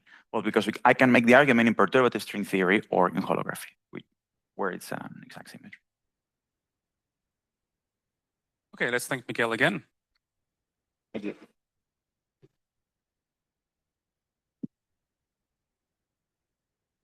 And we will now take the group photo on the staircase outside.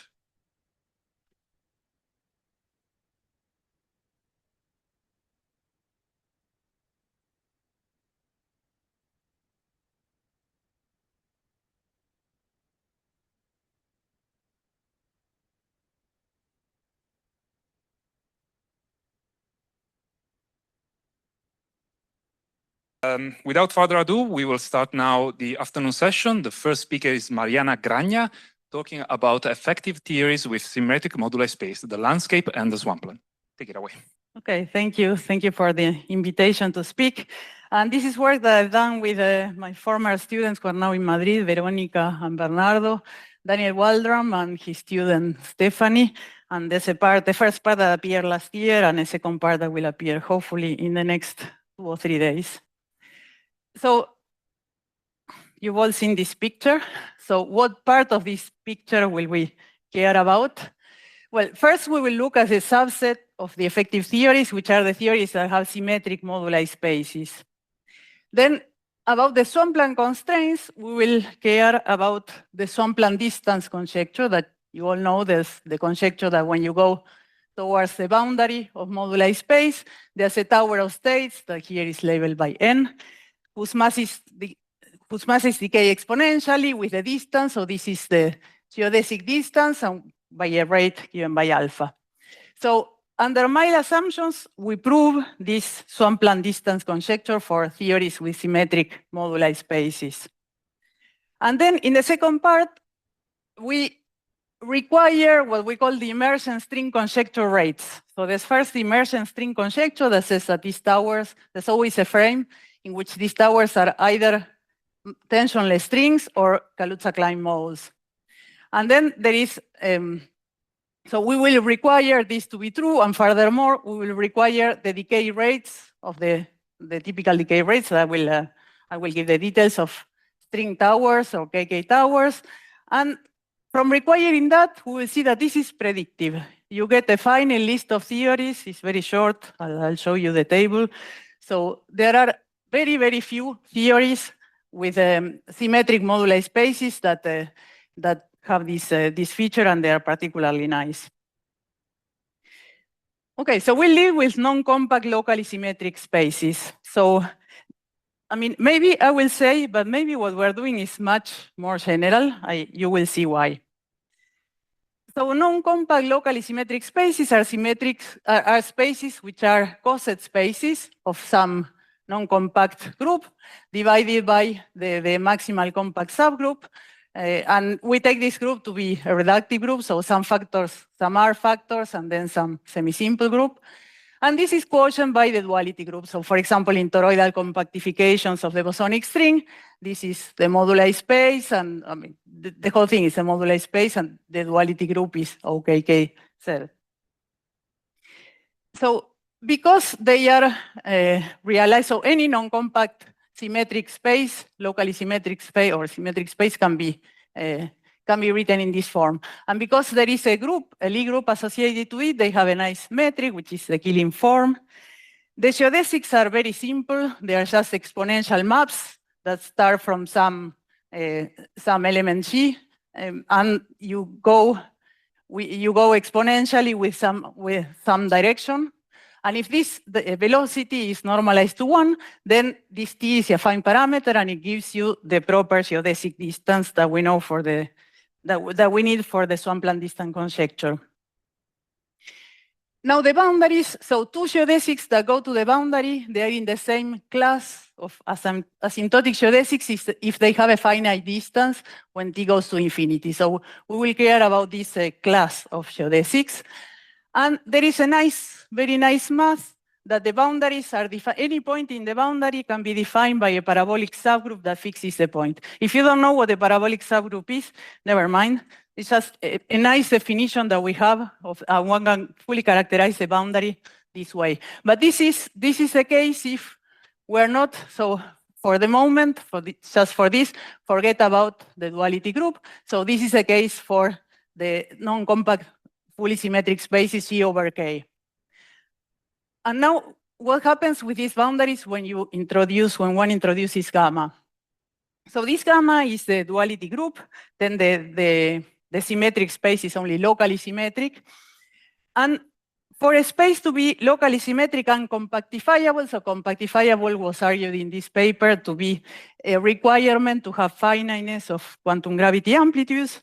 And it means that the requirement of it being compactifiable means that the volume of a geodesic ball of radius r doesn't grow faster than what it would in Euclidean space. So actually, if you require this, there's a very strong result one can show. I mean, it has been shown that then this should have finite volume. There is no way for these spaces to be compactifiable in this sense if they don't have finite volume.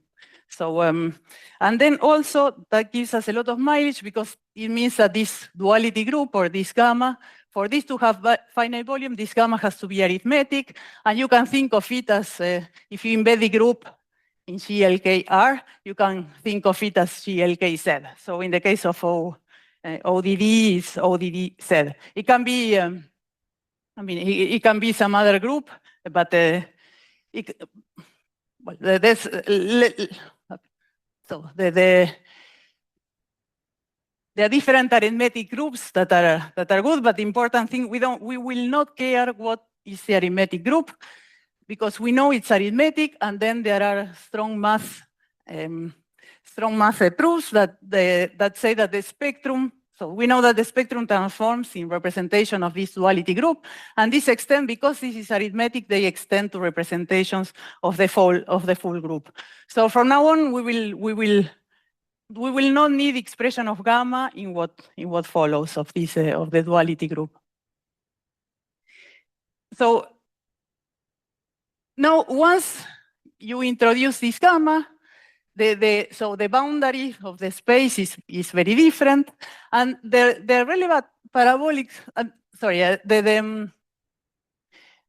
the geodesics that go to the boundary or the boundary points in this whole manifold are now fixed by parabolic subgroups, but rational parabolic subgroups. And again, if you don't know what this is, don't bother. But in SL2C, this is like the equivalent is like the B field has to be rational. Otherwise, if it's not rational, then it keeps bouncing here. It has an ergodic motion and doesn't go to infinity. So for geodesic to go to infinity, there's a rational property and a point that is at infinity at the boundary of this whole space, then is associated with a rational parabolic. So that will be important in the proof of the Swampland distance conjecture. So now to the proof. So this is the Swampland distance conjecture, and now this N labels some states, and the states are in some representation of the group G. And there is so if this representation acts on Rn, there's a natural lattice that is like Cn, and the spectrum, so we don't require that all the states in this lattice are populated, but we require that some sub-lattice that is invariant under the duality group is populated. So let's say, for example, if you have momentum and winding, states that have either momentum or winding, that could be a good spectrum invariant under the duality group. Now again, because there is some group, the mass of there's some group behind, the masses of the states have to be an invariant function of the charges and the moduli. And this invariant function depends on the representation rho. So if we do a momentum unwinding, which is the case we are most used to, or at least I'm most used to, compactifications on toroidal, or the bosonic string on tori, then the masses, one can write like this with a generalized metric that has the metric and B field.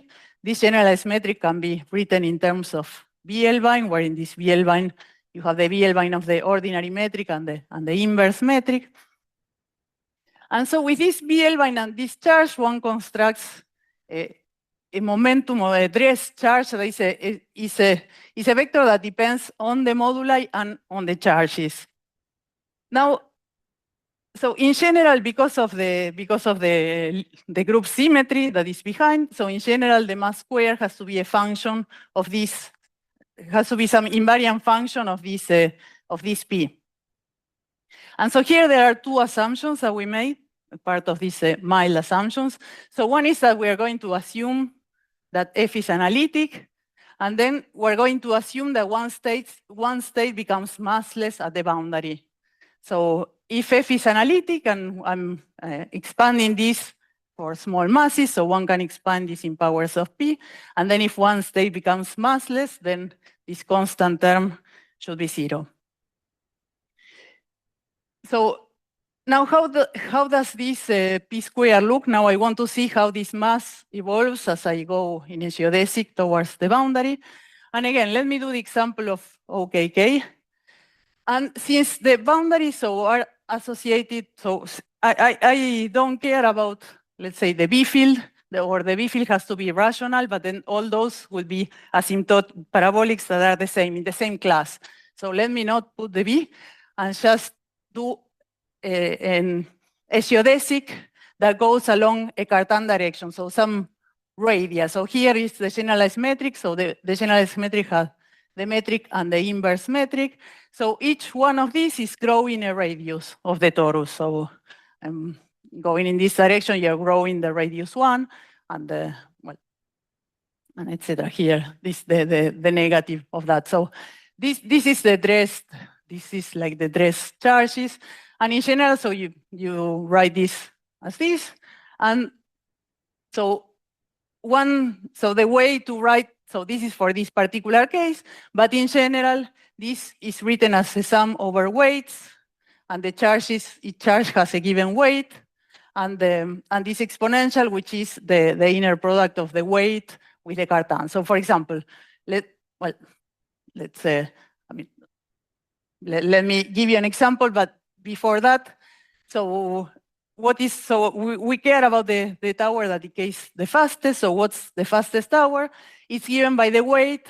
So there's always some weight such that this is positive, and it's given by a given Cartan, so a given radius that you are taking to infinity gives a given weight that makes it maximal. So for example, if I take the Cartan to be like this, So I'm just growing the direction, I'm just growing one radius. Then this lambda, because of this condition that you need for t to be the geodesic distance, then lambda has to be 1.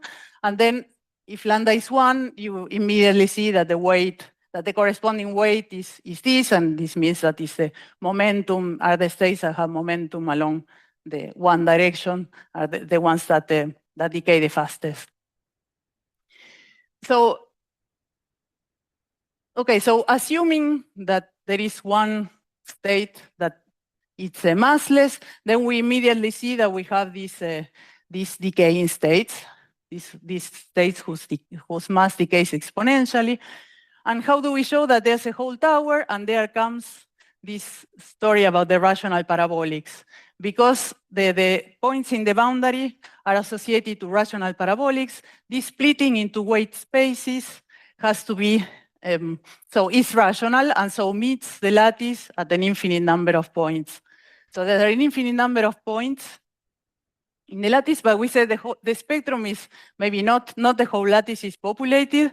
So here we make the other assumption, which is a bit weaker than completeness. We call it semi-completeness, and it talks about the vertices of the wild polytope that I will talk about later. But basically, there's a way to nicely express this.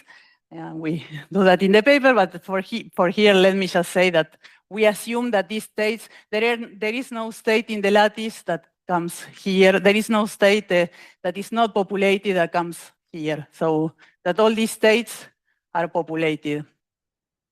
And then if we have that, then there is an infinite number of states that become light. So, so under those assumptions of one state going massless, this function being analytic, though I think that can be made more general, but we haven't done that yet. And this semi-completeness hypothesis, then we show for this locally symmetric moduli spaces that there's an infinite number of states that become light. Now, what about the rates? And this holds for any infinite distance limit. So any infinite distance limit is associated to some rational parabolics, and you can do this song and dance for any infinite distance limit. So now what about the rates? So as I said, so we will assume the emergent string constant. So one can compute the rates. Given some group, one can compute the rates. But we want to go the other way around. We want to impose the rates and then get the groups that are possible, get the moduli spaces that are possible. So for that, so we're going to assume the emergent string conjecture that says that the tower is either a KK tower or tensionless strings. And we're going to assume that we're going to require that the decay rates are those of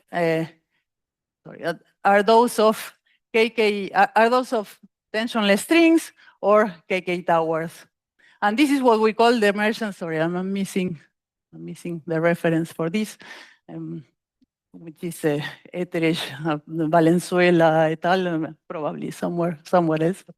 So, so this is a typical form of KK towers. And so assuming, so imposing that the rates are of this form, the question is what are the moduli spaces that satisfy this, that we call this emergent string conjecture rates. And we will use the convex hull formulation of Jose, Angel, and Irene, that in which the set of alphas define a convex hull, as we will show. So let's do, so this is what we saw, that there is a alpha, given an H, there's a weight that is singled out, which is the one that makes this larger. And for example, let's see for a given representation, so the 3 of SU3, there is this alpha hull, which is all the, so in our language, this is the inner product of the weights with the cartan. So for a given for any cartan, there is a weight. So if the cartan is in this bubble, somewhere in this bubble, then this is the weight that for the fastest tower. If it's in this bubble, is this weight, etc.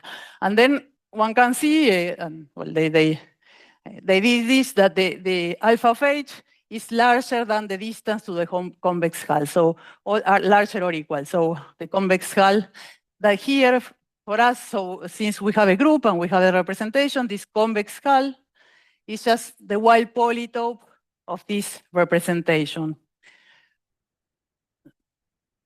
So the extrema of this function are at vertices, and those at the vertex one has a maximum, in the middle of a facet, which is a local minimum, or one can have the absolute minimum is going to be in the middle of a facet, but the facet, the largest, so the highest dimensional facet, which is a facet of codimension 1.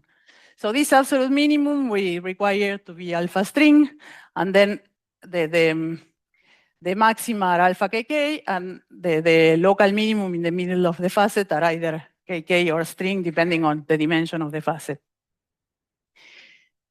So we require these decay rates, and I wrote the kk modes as that because n is a dimension of the facet. So the dimension of the facet tells you how many. So here there is one towers of it's one direction that is so it's kk of one the kk rates of one direction of one radio going to infinity.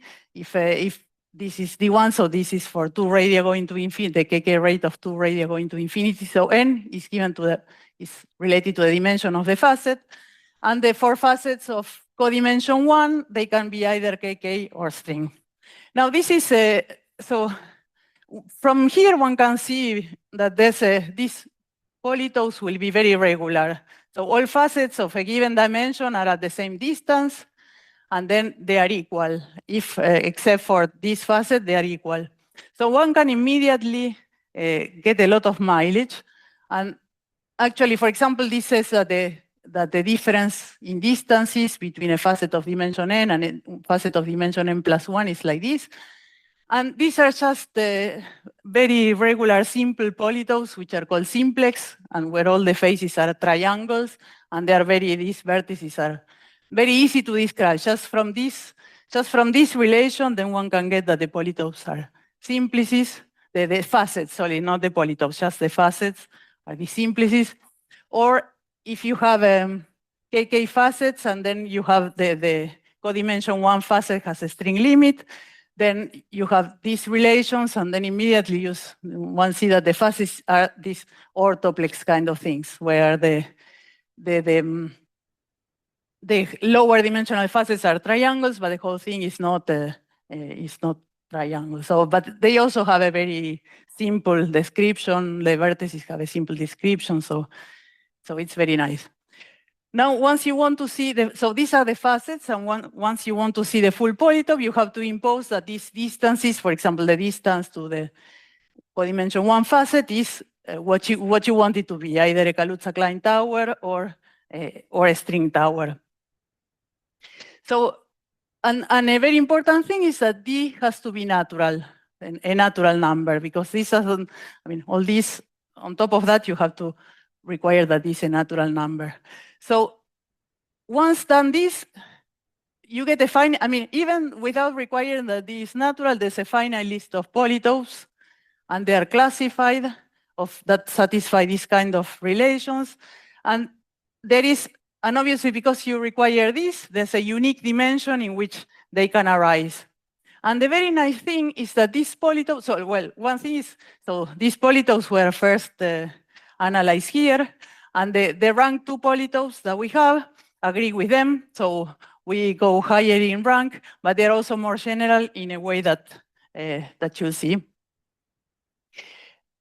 But the nice thing is that all these polytopes are realized at least by one symmetric moduli space effective field theory. So we could have not started from symmetric moduli spaces, but think about this convex hull formulation, impose these things, and then we will get polytopes, and that each polytope corresponds to a Lie group, and it's the wild polytope of a given representation. So that's why, the fact that we have symmetric moduli spaces is sort of maybe can be an output of this requirement. Okay, so now to the list. So to do this list, we restrict it to groups of split form like OKK, but this is for simplicity. We don't think it's hard to generalize this. And then we require that all vertices were at the same distance. So this is a requirement that we did and the Etheridge et al. Didn't do. So that's, in that sense, they are more general than us. And this, what it means is that we're requiring particles to be in a single irreducible representation of G. And this is a requirement that is harder to relax because thanks to this, we can get all that mileage. And here is a list. Well, when the polytope, when there's an R factor, it's very easy because one can accommodate, so the highest weight, the states have a given charge, and then one can move the center of this polytope such that it absorbs the charge. So you can have these groups for any K, but SLK, SP2K, so these are the only groups you can get, and with a fundamental representation, and they can be in any dimension. So that's not very interesting. The most interesting thing is when there is no R factor. And then these are all the polytopes you can get. And you can go up to rank 8. You cannot go higher in rank, requiring the things that we required. And this is the list. So this is a list of theories in the landscape. So it's very, so there's only 29 theories, and that's it. And by a theory, we mean a modular space of a group and a representation for the particles. So those are the only groups that satisfy this emergent string conjecture, and these are the only representations of that group that satisfy the emergent string conjecture rates. And something that comes out that we didn't impose, so here we know how many directions one can take to infinity, and taking all the directions to infinity, you can never go. So once you take a direction to infinity, then you then you go to the sort of maximal dimension of space-time, and what we get is that the maximal dimension is 11. This wasn't a requirement that we put, but it's an output. So that's very nice. Okay, let me say this, which is important, and then I'll jump to the conclusion. So this is very nice and finite, but there's a symmetry of the whole system, which is multiplying the highest weight by a natural number and the killing form by 1 over that number. And this is, so if C2 with the 7 representation was a solution, it will also be with the 27, with the 77, and it's an infinite series. So for each of these in the table, there's actually an infinite family. So hopefully there's something by which this infinite family goes away. Okay, and let me skip this, but these are all related. So one can see all these polytopes are inside one another, but as theories, they are almost all inside this, the polytope of the 248 of E8, but there are 3 of them which are not there. So in the 30 seconds, a recap. So we proved this Swampland distance conjecture under mild assumptions. Requiring the distances to be this and the dimension to be a natural number, and particles in a single representation, then we get that the polytopes are very regular. There are only 15 of them, and they all have realizations in terms of a Lie group. They are the wild polytope of a given irreducible representation, so this comes out of these rates. And we get 29 theories. These are independent, 29 theories, we mean group and representation. These are independent of the arithmetic group or the T-duality, the duality group. And there's this problem that every solution comes in a countably infinite series, so we don't know if there's some math or Swampland argument why P is equal to 1. There are all these polytopes, so this is the part that I didn't explain, but all the polytopes come in families, and almost all of them come from the family of E8, except these 3. So so theories with symmetric moduli spaces, so requiring this gives us theories with symmetric moduli spaces, and now the question is whether this is part of the landscape, all of the landscape, or some. So there are some theories in the landscape that don't have that feature, or there are some theories that have that feature and are not in the landscape. So this is still an open question. Thank you.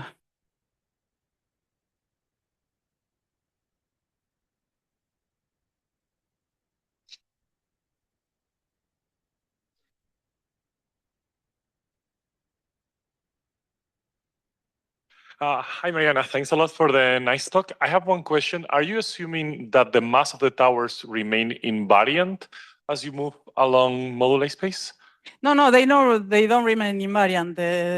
They are so they are given by this exponential thing. So you move with this t, and it's the coefficient that stays the alpha that. But no, we're not assuming. Yeah, because I'm thinking the example that we have in our paper, it was on a circle to 9D, that in the strong coupling limit that we had the compactification to massive type 2A there, depending on the actual direction that you took, the vector, so the expression of the tower changed. Does this fit with your? Yeah, so in your case, I think what happens is that it's not an analytic function of this P, which is our assumption. But I was discussing with Irene this. I think we can say something because the non-analyticity there comes from the R factor, comes from the dilaton, while the rest is analytic. So I think we can still say something there. But yeah, this is something that we want to look at. Thanks. Hi, yeah, thanks for this very nice talk. So I have a very, very naive question. In the case where you found 29 theories, 29 is 30 minus 1. It's the dual Coxeter number of E8, and all of your groups seem to fit inside of E8. So is there an interpretation of each of these theories in terms of like linear combinations of roots of E8 or something? So so they all fit inside the polytope of E8 with the 248. Indeed. Then the theories, so one thing is the polytopes, and the polytopes all fit in one another. Then another thing is the realization in terms of a group, and almost all of them are realized from, so you start from the 248 and you decompose, and you get almost all of them except for these three that we list here in 3 dimensions, except for these three that we list here that are a bit mysterious, but all the others come from this E8, and in particular that tells us. So, for example, this F4 with the 52, that will tell us exactly what you have to do in the moduli space. So this should be some U-fold, some exotic, so some U-duality fold, some orbifold with U-dualities on the torus, and we know how to do that, because we know how one theory embeds in the other. But what we don't know is whether this is consistent from the string theory point of view. But yeah, there are all subgroups, and then what one has to see whether the representations do indeed fit, and almost all of them do, except for these three. And these three are included in the number 29? These three are included in the number, yes. Yes. I'm really sorry, I have to cut the discussion now because we're on a tight schedule. If you have a further question, I suggest you just take a walk and ask the speaker. Because it's a very nice walk. So we can take the speaker again.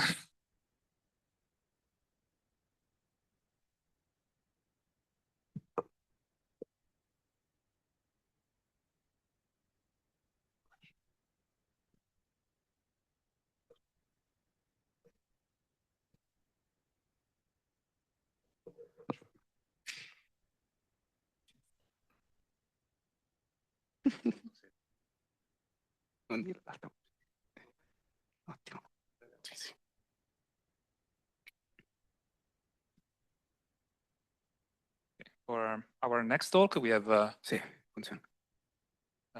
Fabio Apruzzi talking about Gaia-Zumino non-invertible symmetries. Take it away. Well, first of all, I would like to thank the organizer for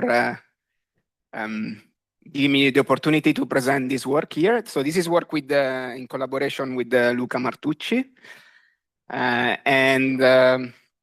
So some disclaimer, it will have some mention of strings, okay, not some effective strings. And it will have some mention of some very simple geometry, but the perspective that we take is a very bottom-up perspective. And in particular, what we're interested in is some sort of, actually some new, in a sense, non-invertible symmetry in this general set of models that have been studied a long time ago, okay, and are still studied throughout the literature, okay? Okay, so the first question that one might want to ask is, what are generalized symmetry good for? Okay, so I bet you all have heard the talk about generalized symmetry, so I won't bother you with what generalized symmetries are, but one of the questions that arises are what are good for, and in condensed matter there are many applications which all go, you know, under the classification of phases of matter, okay? So this was one of the Landau paradigm of dream that I like to say. And so one of the goals is to characterize all the phases of matter, and if we have more symmetries, we have more way of understanding them as a realization of these symmetries, okay? The second is a standard application is if we have more symmetry, we also have more selection rules and correlation function in a general QFT or in a general theory, okay? But the question which we are more related to, especially in the context of this work, is related to this higher symmetry structure, okay? So in particular, it happens that generalized symmetries are ubiquitous in many models. So they exist in QED, they exist in Maxwell theory, so they are there, okay? And there are a lot of generalized symmetries that they mix together via higher groups, non-invertible symmetries, or anomalies, okay? So these symmetries altogether, they really form a symmetry structure. And in particular, they also form a sort of hierarchy of symmetries, okay? And what I also call nested structure. So what it means is that usually what you get is that a generalized symmetry or a standard symmetry cannot exist with if another generalized symmetry doesn't exist. So for instance, here with this arrow, I mean that gamma P1 cannot exist without gamma P2, okay? So this is what the symmetry structure gives you. It gives you a nested structure such that in order to have a symmetry, you also need another symmetry, okay? So very good. So then we also know that symmetries in quantum gravity theory, they don't exist, okay? They are either broken or symmetries can at most be approximate or emergent at low energies. Okay, so the way these symmetries can be broken then is by either, so standard symmetry, zero form symmetry can be broken by higher order operators, but we also know that higher form symmetry must be broken by screening effect. Okay, so by having some new light degrees, dynamical light degrees of freedom that screens the charge operator such that the topological operator are not topological anymore, okay? So if this provides, so the breaking of these symmetries via these objects or higher order operators, and together with the existence of this higher symmetry structure provides really an emergence of hierarchies in energy. So in other words, what happens is that if we have our UV theory, that is supposedly a theory of quantum gravity, where there doesn't exist any symmetry, there is a regime below which only gamma P2 exists, and there is a regime, which is EP1, below which both symmetries can exist. Okay, so the lesson that we learn from this symmetry structure, from this symmetry hierarchy, is that what we have is also once we break it, or once we decide that they are approximate at low energy, we have really an emergence of energy scales. Okay, sorry, a hierarchy of energy scales in this way. Okay, so this is the general picture. And now I'll give you a couple of examples known in the literature. So one is QED. So in QED, we have an ABJ anomaly, a famous ABJ anomaly. So long ago, we thought the axial symmetry should be thrown away because we have it's not good quantum mechanically. Moreover, together with this axial current, which is not conserved due to the ABJ anomaly, we also have a magnetic 1,4 symmetry, okay, due to the conservation of the Bianchi identity for F.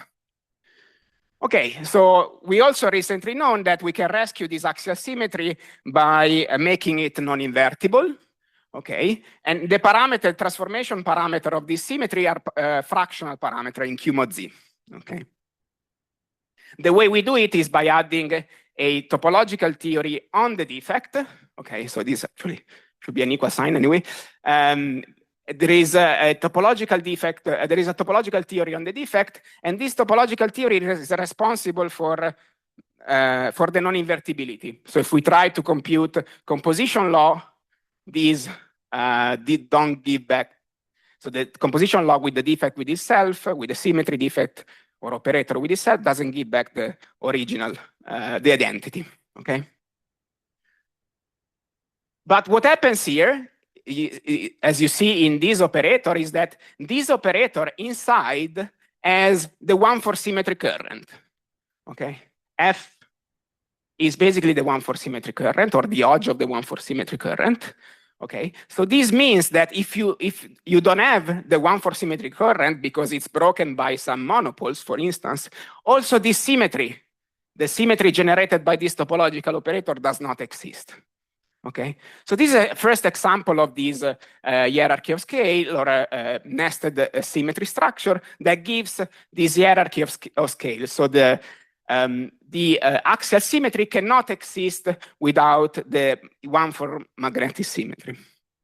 Okay, so we have this general bound for the two symmetry to exist. It's not a precise bound, but anyway, it's an approximate bound because the symmetry are all approximate. Okay, another very famous example, which also goes towards the direction that I wanna present, is axiom Maxwell. So let me not present all the non-invertible defect, but what axiom Maxwell has currents which are conserved and currents which are not conserved. And together with the currents that are not conserved, we can construct a non-invertible symmetry operator, okay, which generates a non-invertible symmetry. But as you see here, so the fact that these currents are not conserved, basically relating the non-conserved current with other conserved currents. For instance, here with this we relate the shift current with the magnetic symmetry current. Okay, this leads to this nested symmetry structure. So in this example, is a bit more complicated. It has more structure. So we have these two approximate inequalities. Okay. So this is just an example I want to flash, and it's a bit more, it has a bit more structure with respect to QED. Not only higher symmetry structure give this sort of constraint or inequality bound on the scales, but they actually teach about the tension of the charged object that break this symmetry. Okay. They also give us a way of estimating couplings on the Bohr volume of these defects. And we can interpret, like for instance in axiom Maxwell, the Witten effect as a selection rules of these generalized symmetries. Okay, so these are some application that these generalized symmetries can have. Okay, so the goal here is to study these, to generalize these to a set of models that are a bit more general and are called Gaillard-Zumino models. So they have they are four-dimensional model. They have vector fields. Okay. So they have vector fields, where F is the field strength, coupled to a neutral sector, which can be scalar or fermion, and usually we will consider example with scalars. Okay, so basically a theory with a sort of moduli space. Okay, so in these theories have a classical invariance. So there is an action on the scalar sector. So this action is usually nonlinear on the scalar sector. So this is a general nonlinear action. Okay, so I want to be general for the time being. And then there is an action, a standard matrix action on the F and G, where G is the dual field strength. Okay. So this is the classical invariance, and the classical invariance is SP2NR. Okay, so this is an invariance of the equation of motion, which doesn't survive as an invariance of the full theory. Okay, at least this is what was known until very recently. Because, so these are two examples of these models. So one example is tau Maxwell or axion dilaton Maxwell. One example is an example I already mentioned, which is axion Maxwell. It sits in the Gagliard-Zumino framework. And also the bosonic sector of perturbative Calabi-Yau model is a Gagliard-Zumino model, okay? It's an example of a Gagliard-Zumino model. So these are just examples. And okay, so I have this model and I have this classical symmetry of the equation of motion. But actually we can, this is not only a classical symmetry, or what will happen is that a part of this symmetry will survive as a symmetry of the full theory. Okay, so how does it happen? So we first analyze the Gagliard-Zumino condition. So the Gagliard-Zumino condition is just a condition that relates the action on the scalar neutral sector and the action on the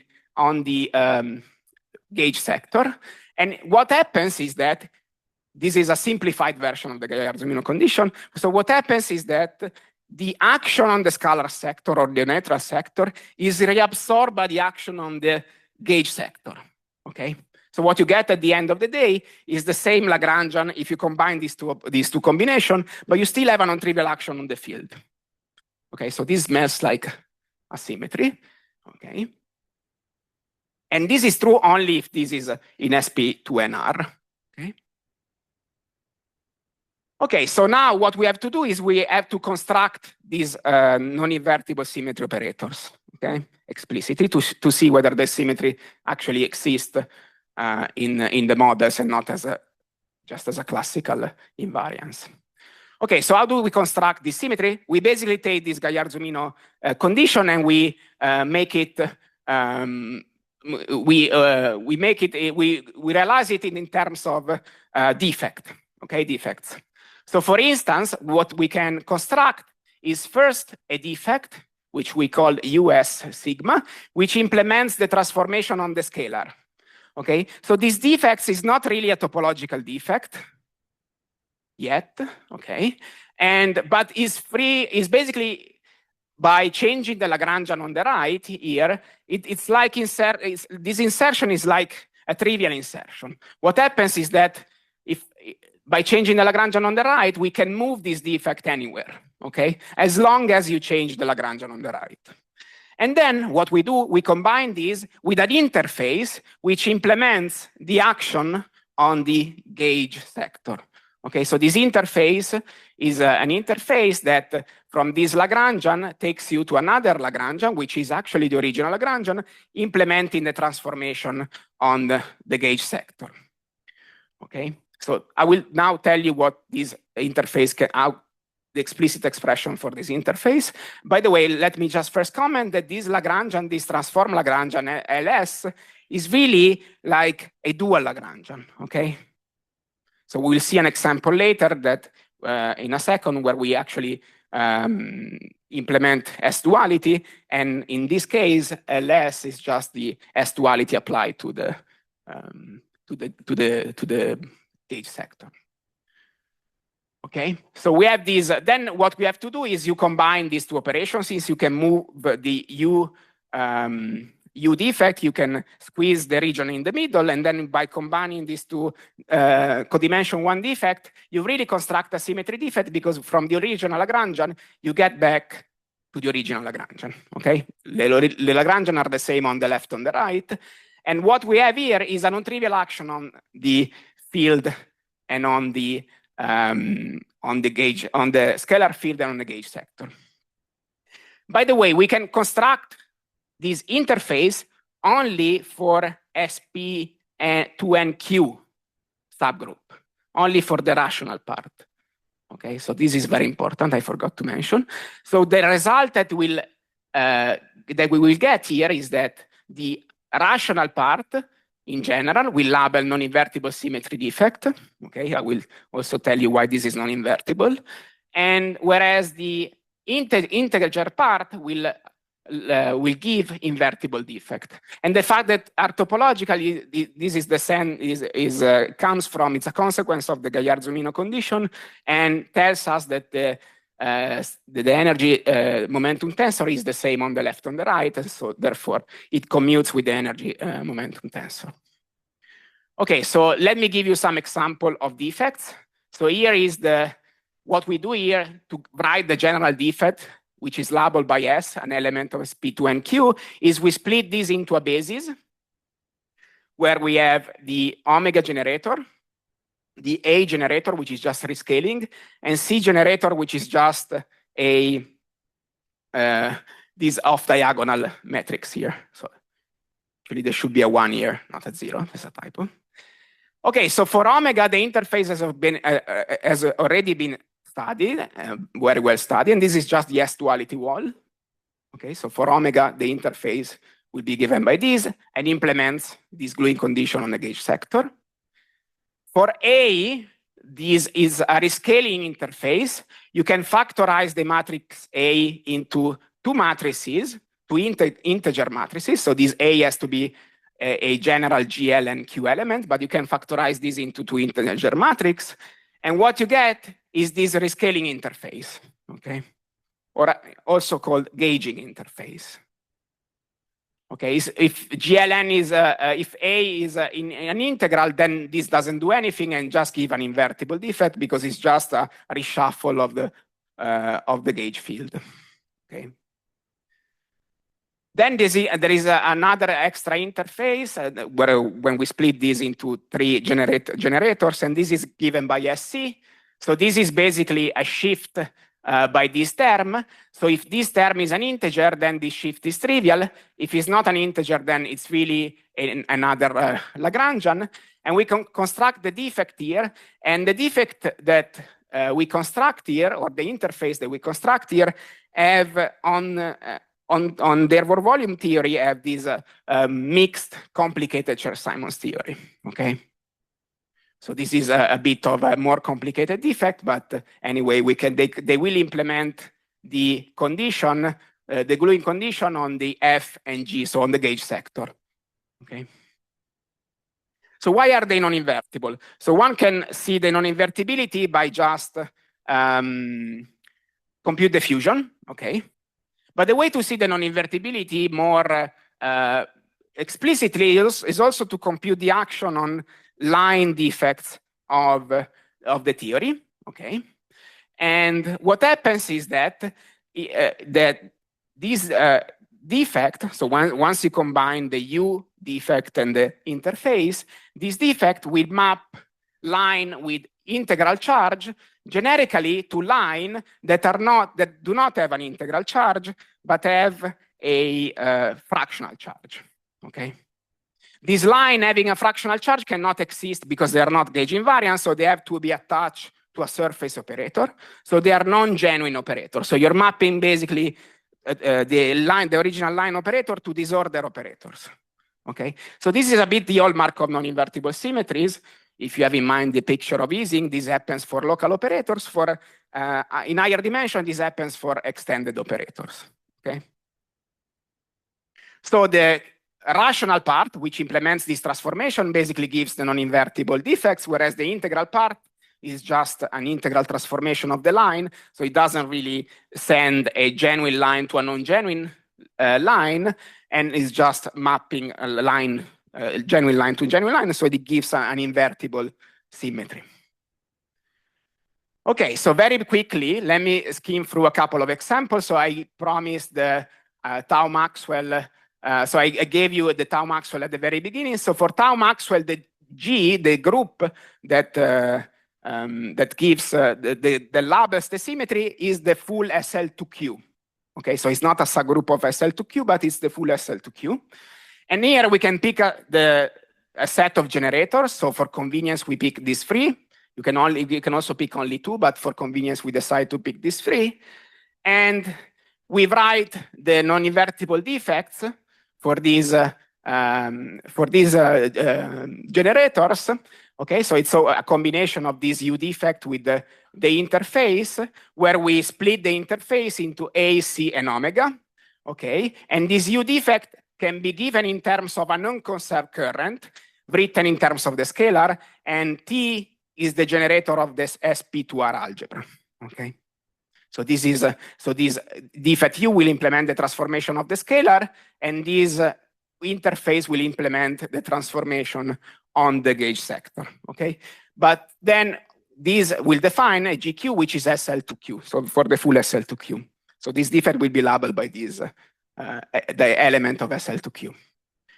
Okay, so the other example is the bosonic sector of n equals 2 sugra. Here the symmetry is an axion shift.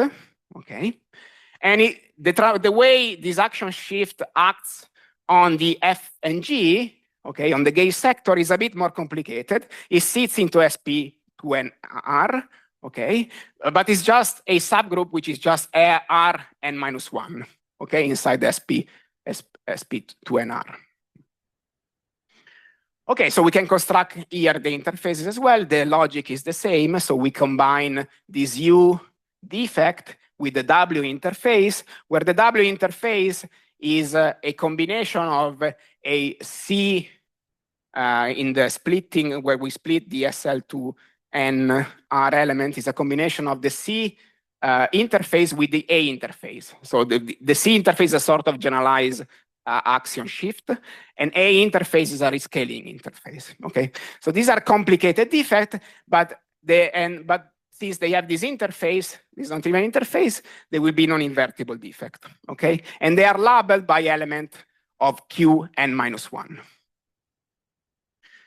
Okay, so let me conclude.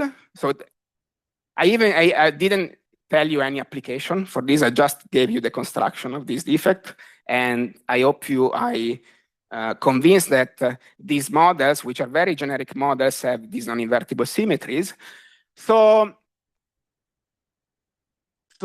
this is what we have done, and so there are some direction which can be interesting to study. So first of all, I gave you the defects for these Calabi-Yau examples, which are the n equals 2 sugra bosonic sector, only for the Q n minus 1 group. But one might ask whether you can construct actually the Q n minus 1 mod Z n minus 1 defect, okay, by gauging basically the integral part. Okay, and the answer is yes. Okay, it's technically more challenging than we thought. Okay, because the defects seem to not commute from first glance, but they actually commute because they give the same condition on all the charge operators and defect, as well as they have the same quantization condition on fluxes. Okay, so if you fuse them in different way. And moreover, there is this rich symmetry structure in these models, okay? And it would be interesting to study this hierarchy of scales and in relation to charge defect and how they break them, as well as, from the symmetry structure that we observe. So the point is that this model have a rich symmetry structure, and this emergence scale might be even more interesting than the axial Maxwell case. Okay, here are some other directions that one can take. So one direction would be to study Toft anomaly of these symmetries. So one might wonder gravitation mix anomalies between the gravity and the symmetry for the invertible part and for the non-invertible part, but also pure Toft anomalies. Okay, because this can give some constraint on possible gaugings. Okay. And moreover, it would be interesting to study higher supersymmetric case, toroidal compactification, which also have a very nice stringy, explicit stringy origin, where we can study interface, and we can connect this interface with the symmetry. And finally, which is a very recent development, well, also a very recent development, it would be nice to study the relations of these objects that break this symmetry, with wormholes. So these have been already understood some time ago, but there is new interest in this, interest in this, which have been appearing very recently. Okay, thank you for.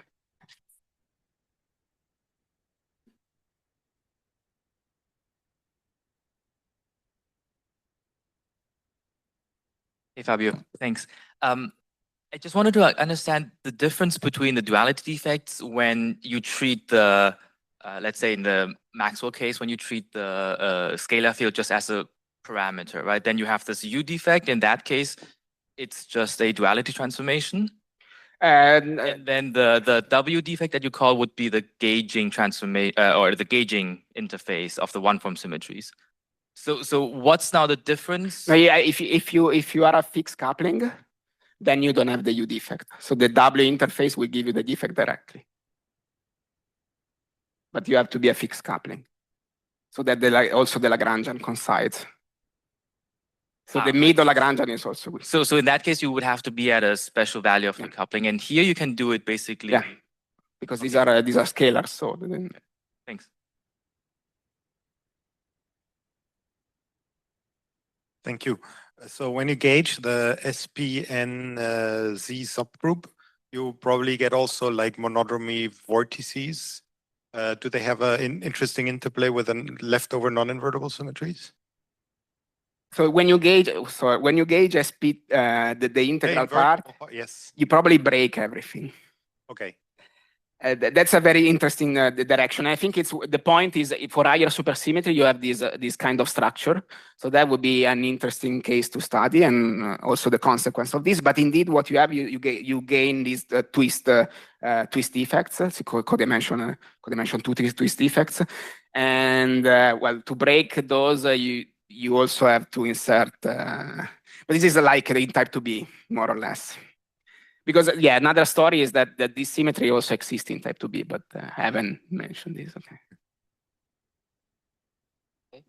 So do you know about the categorical aspect of this symmetry, like same TFT or module category and this kind of thing? That would be very interesting, but so there is an extra complication here, which is the fact that they are labeled by a non-abelian group in general. So this gives an extra complication.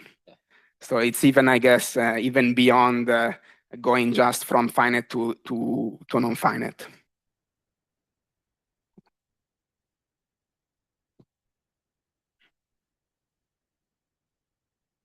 Thanks for a nice talk. So if you consider the interfaces and starting with an integer charge on one side, you said you get on the other side some fractional unallowed charge, which therefore has attached to a line defect of some kind, attaching it to the well, suppose we take the interface infinitely far away. So you basically have a fractional charge with some line attached. Now, so I ask myself, how does this look like, let's say, in a string theory context? And in the string theory context, in fact, you can do something like this for every real number, not just rational. So for example, just as a simple example, take conifold. So you wrap around the 3 brane around the 3 cycle, that becomes a point charge particle, charge 1, let's say. But suppose you wrap any certain fraction of S3, and the boundary of it will be an S2, and then extend the third direction, turn the D3 brane in the direction of the space-time. So that would be like a line defect coming out. So it would be the same geometry as you're saying. It would be a point which is attached to a line, and that would be an arbitrary real number charge, fractional charge, or not fractional, but real number. So is this related to what you're doing, or why the real part is a problem, and so forth? I didn't quite catch. So the real part is a problem because in the explicit construction of the interface. So the interface has explicit construction only for rational part. So you can try to construct irrational interface, but the problem they have is that if you have the topological theory on that interface, you take topological theory and you try to compute the partition function on a closed manifold, there is no way, well, there is no way to regularize it, and that, I mean, at the same time, the theory is topological, okay? So that's one issue. But I guess, yes, I think if you think about string theory construction and sort of those kind of limits, you can probably try to extend these and make sense also of those irrational interface construction. So that could be an option. But yeah, regularizing those topological theory that have these implement this irrational transformation is an open problem in TQFT. So the D-brain, I only talked about the charge particle. Yeah. I didn't say, I don't know what the interface is. What's the interface in string theory? What's the interface in string theory? Like let's say type 2B on a Calabi-Yau, you have, what object do you do? What is that fractional? So in string theory, that interface, well, this is a part of a symmetry operator, so it shouldn't exist anymore, really. So it's only really in the effective field theory. Well, Cannot. you can have a non-compact Calabi-Yau. I don't think that's a problem. Yeah, if you have a non-compact Calabi-Yau, yeah, you can Potentially construct. conifold. Yeah. Then you can wrap a brain at infinity of the Calabi-Yau, and you can construct those interfaces. So if it's non-compact, yeah. In that case, it's clear why it's rational. In that case, it's not clear. I have to think about it. Yes, but yeah, that's a good point. I'm really sorry to stop again the discussion session, but we have done with the afternoon.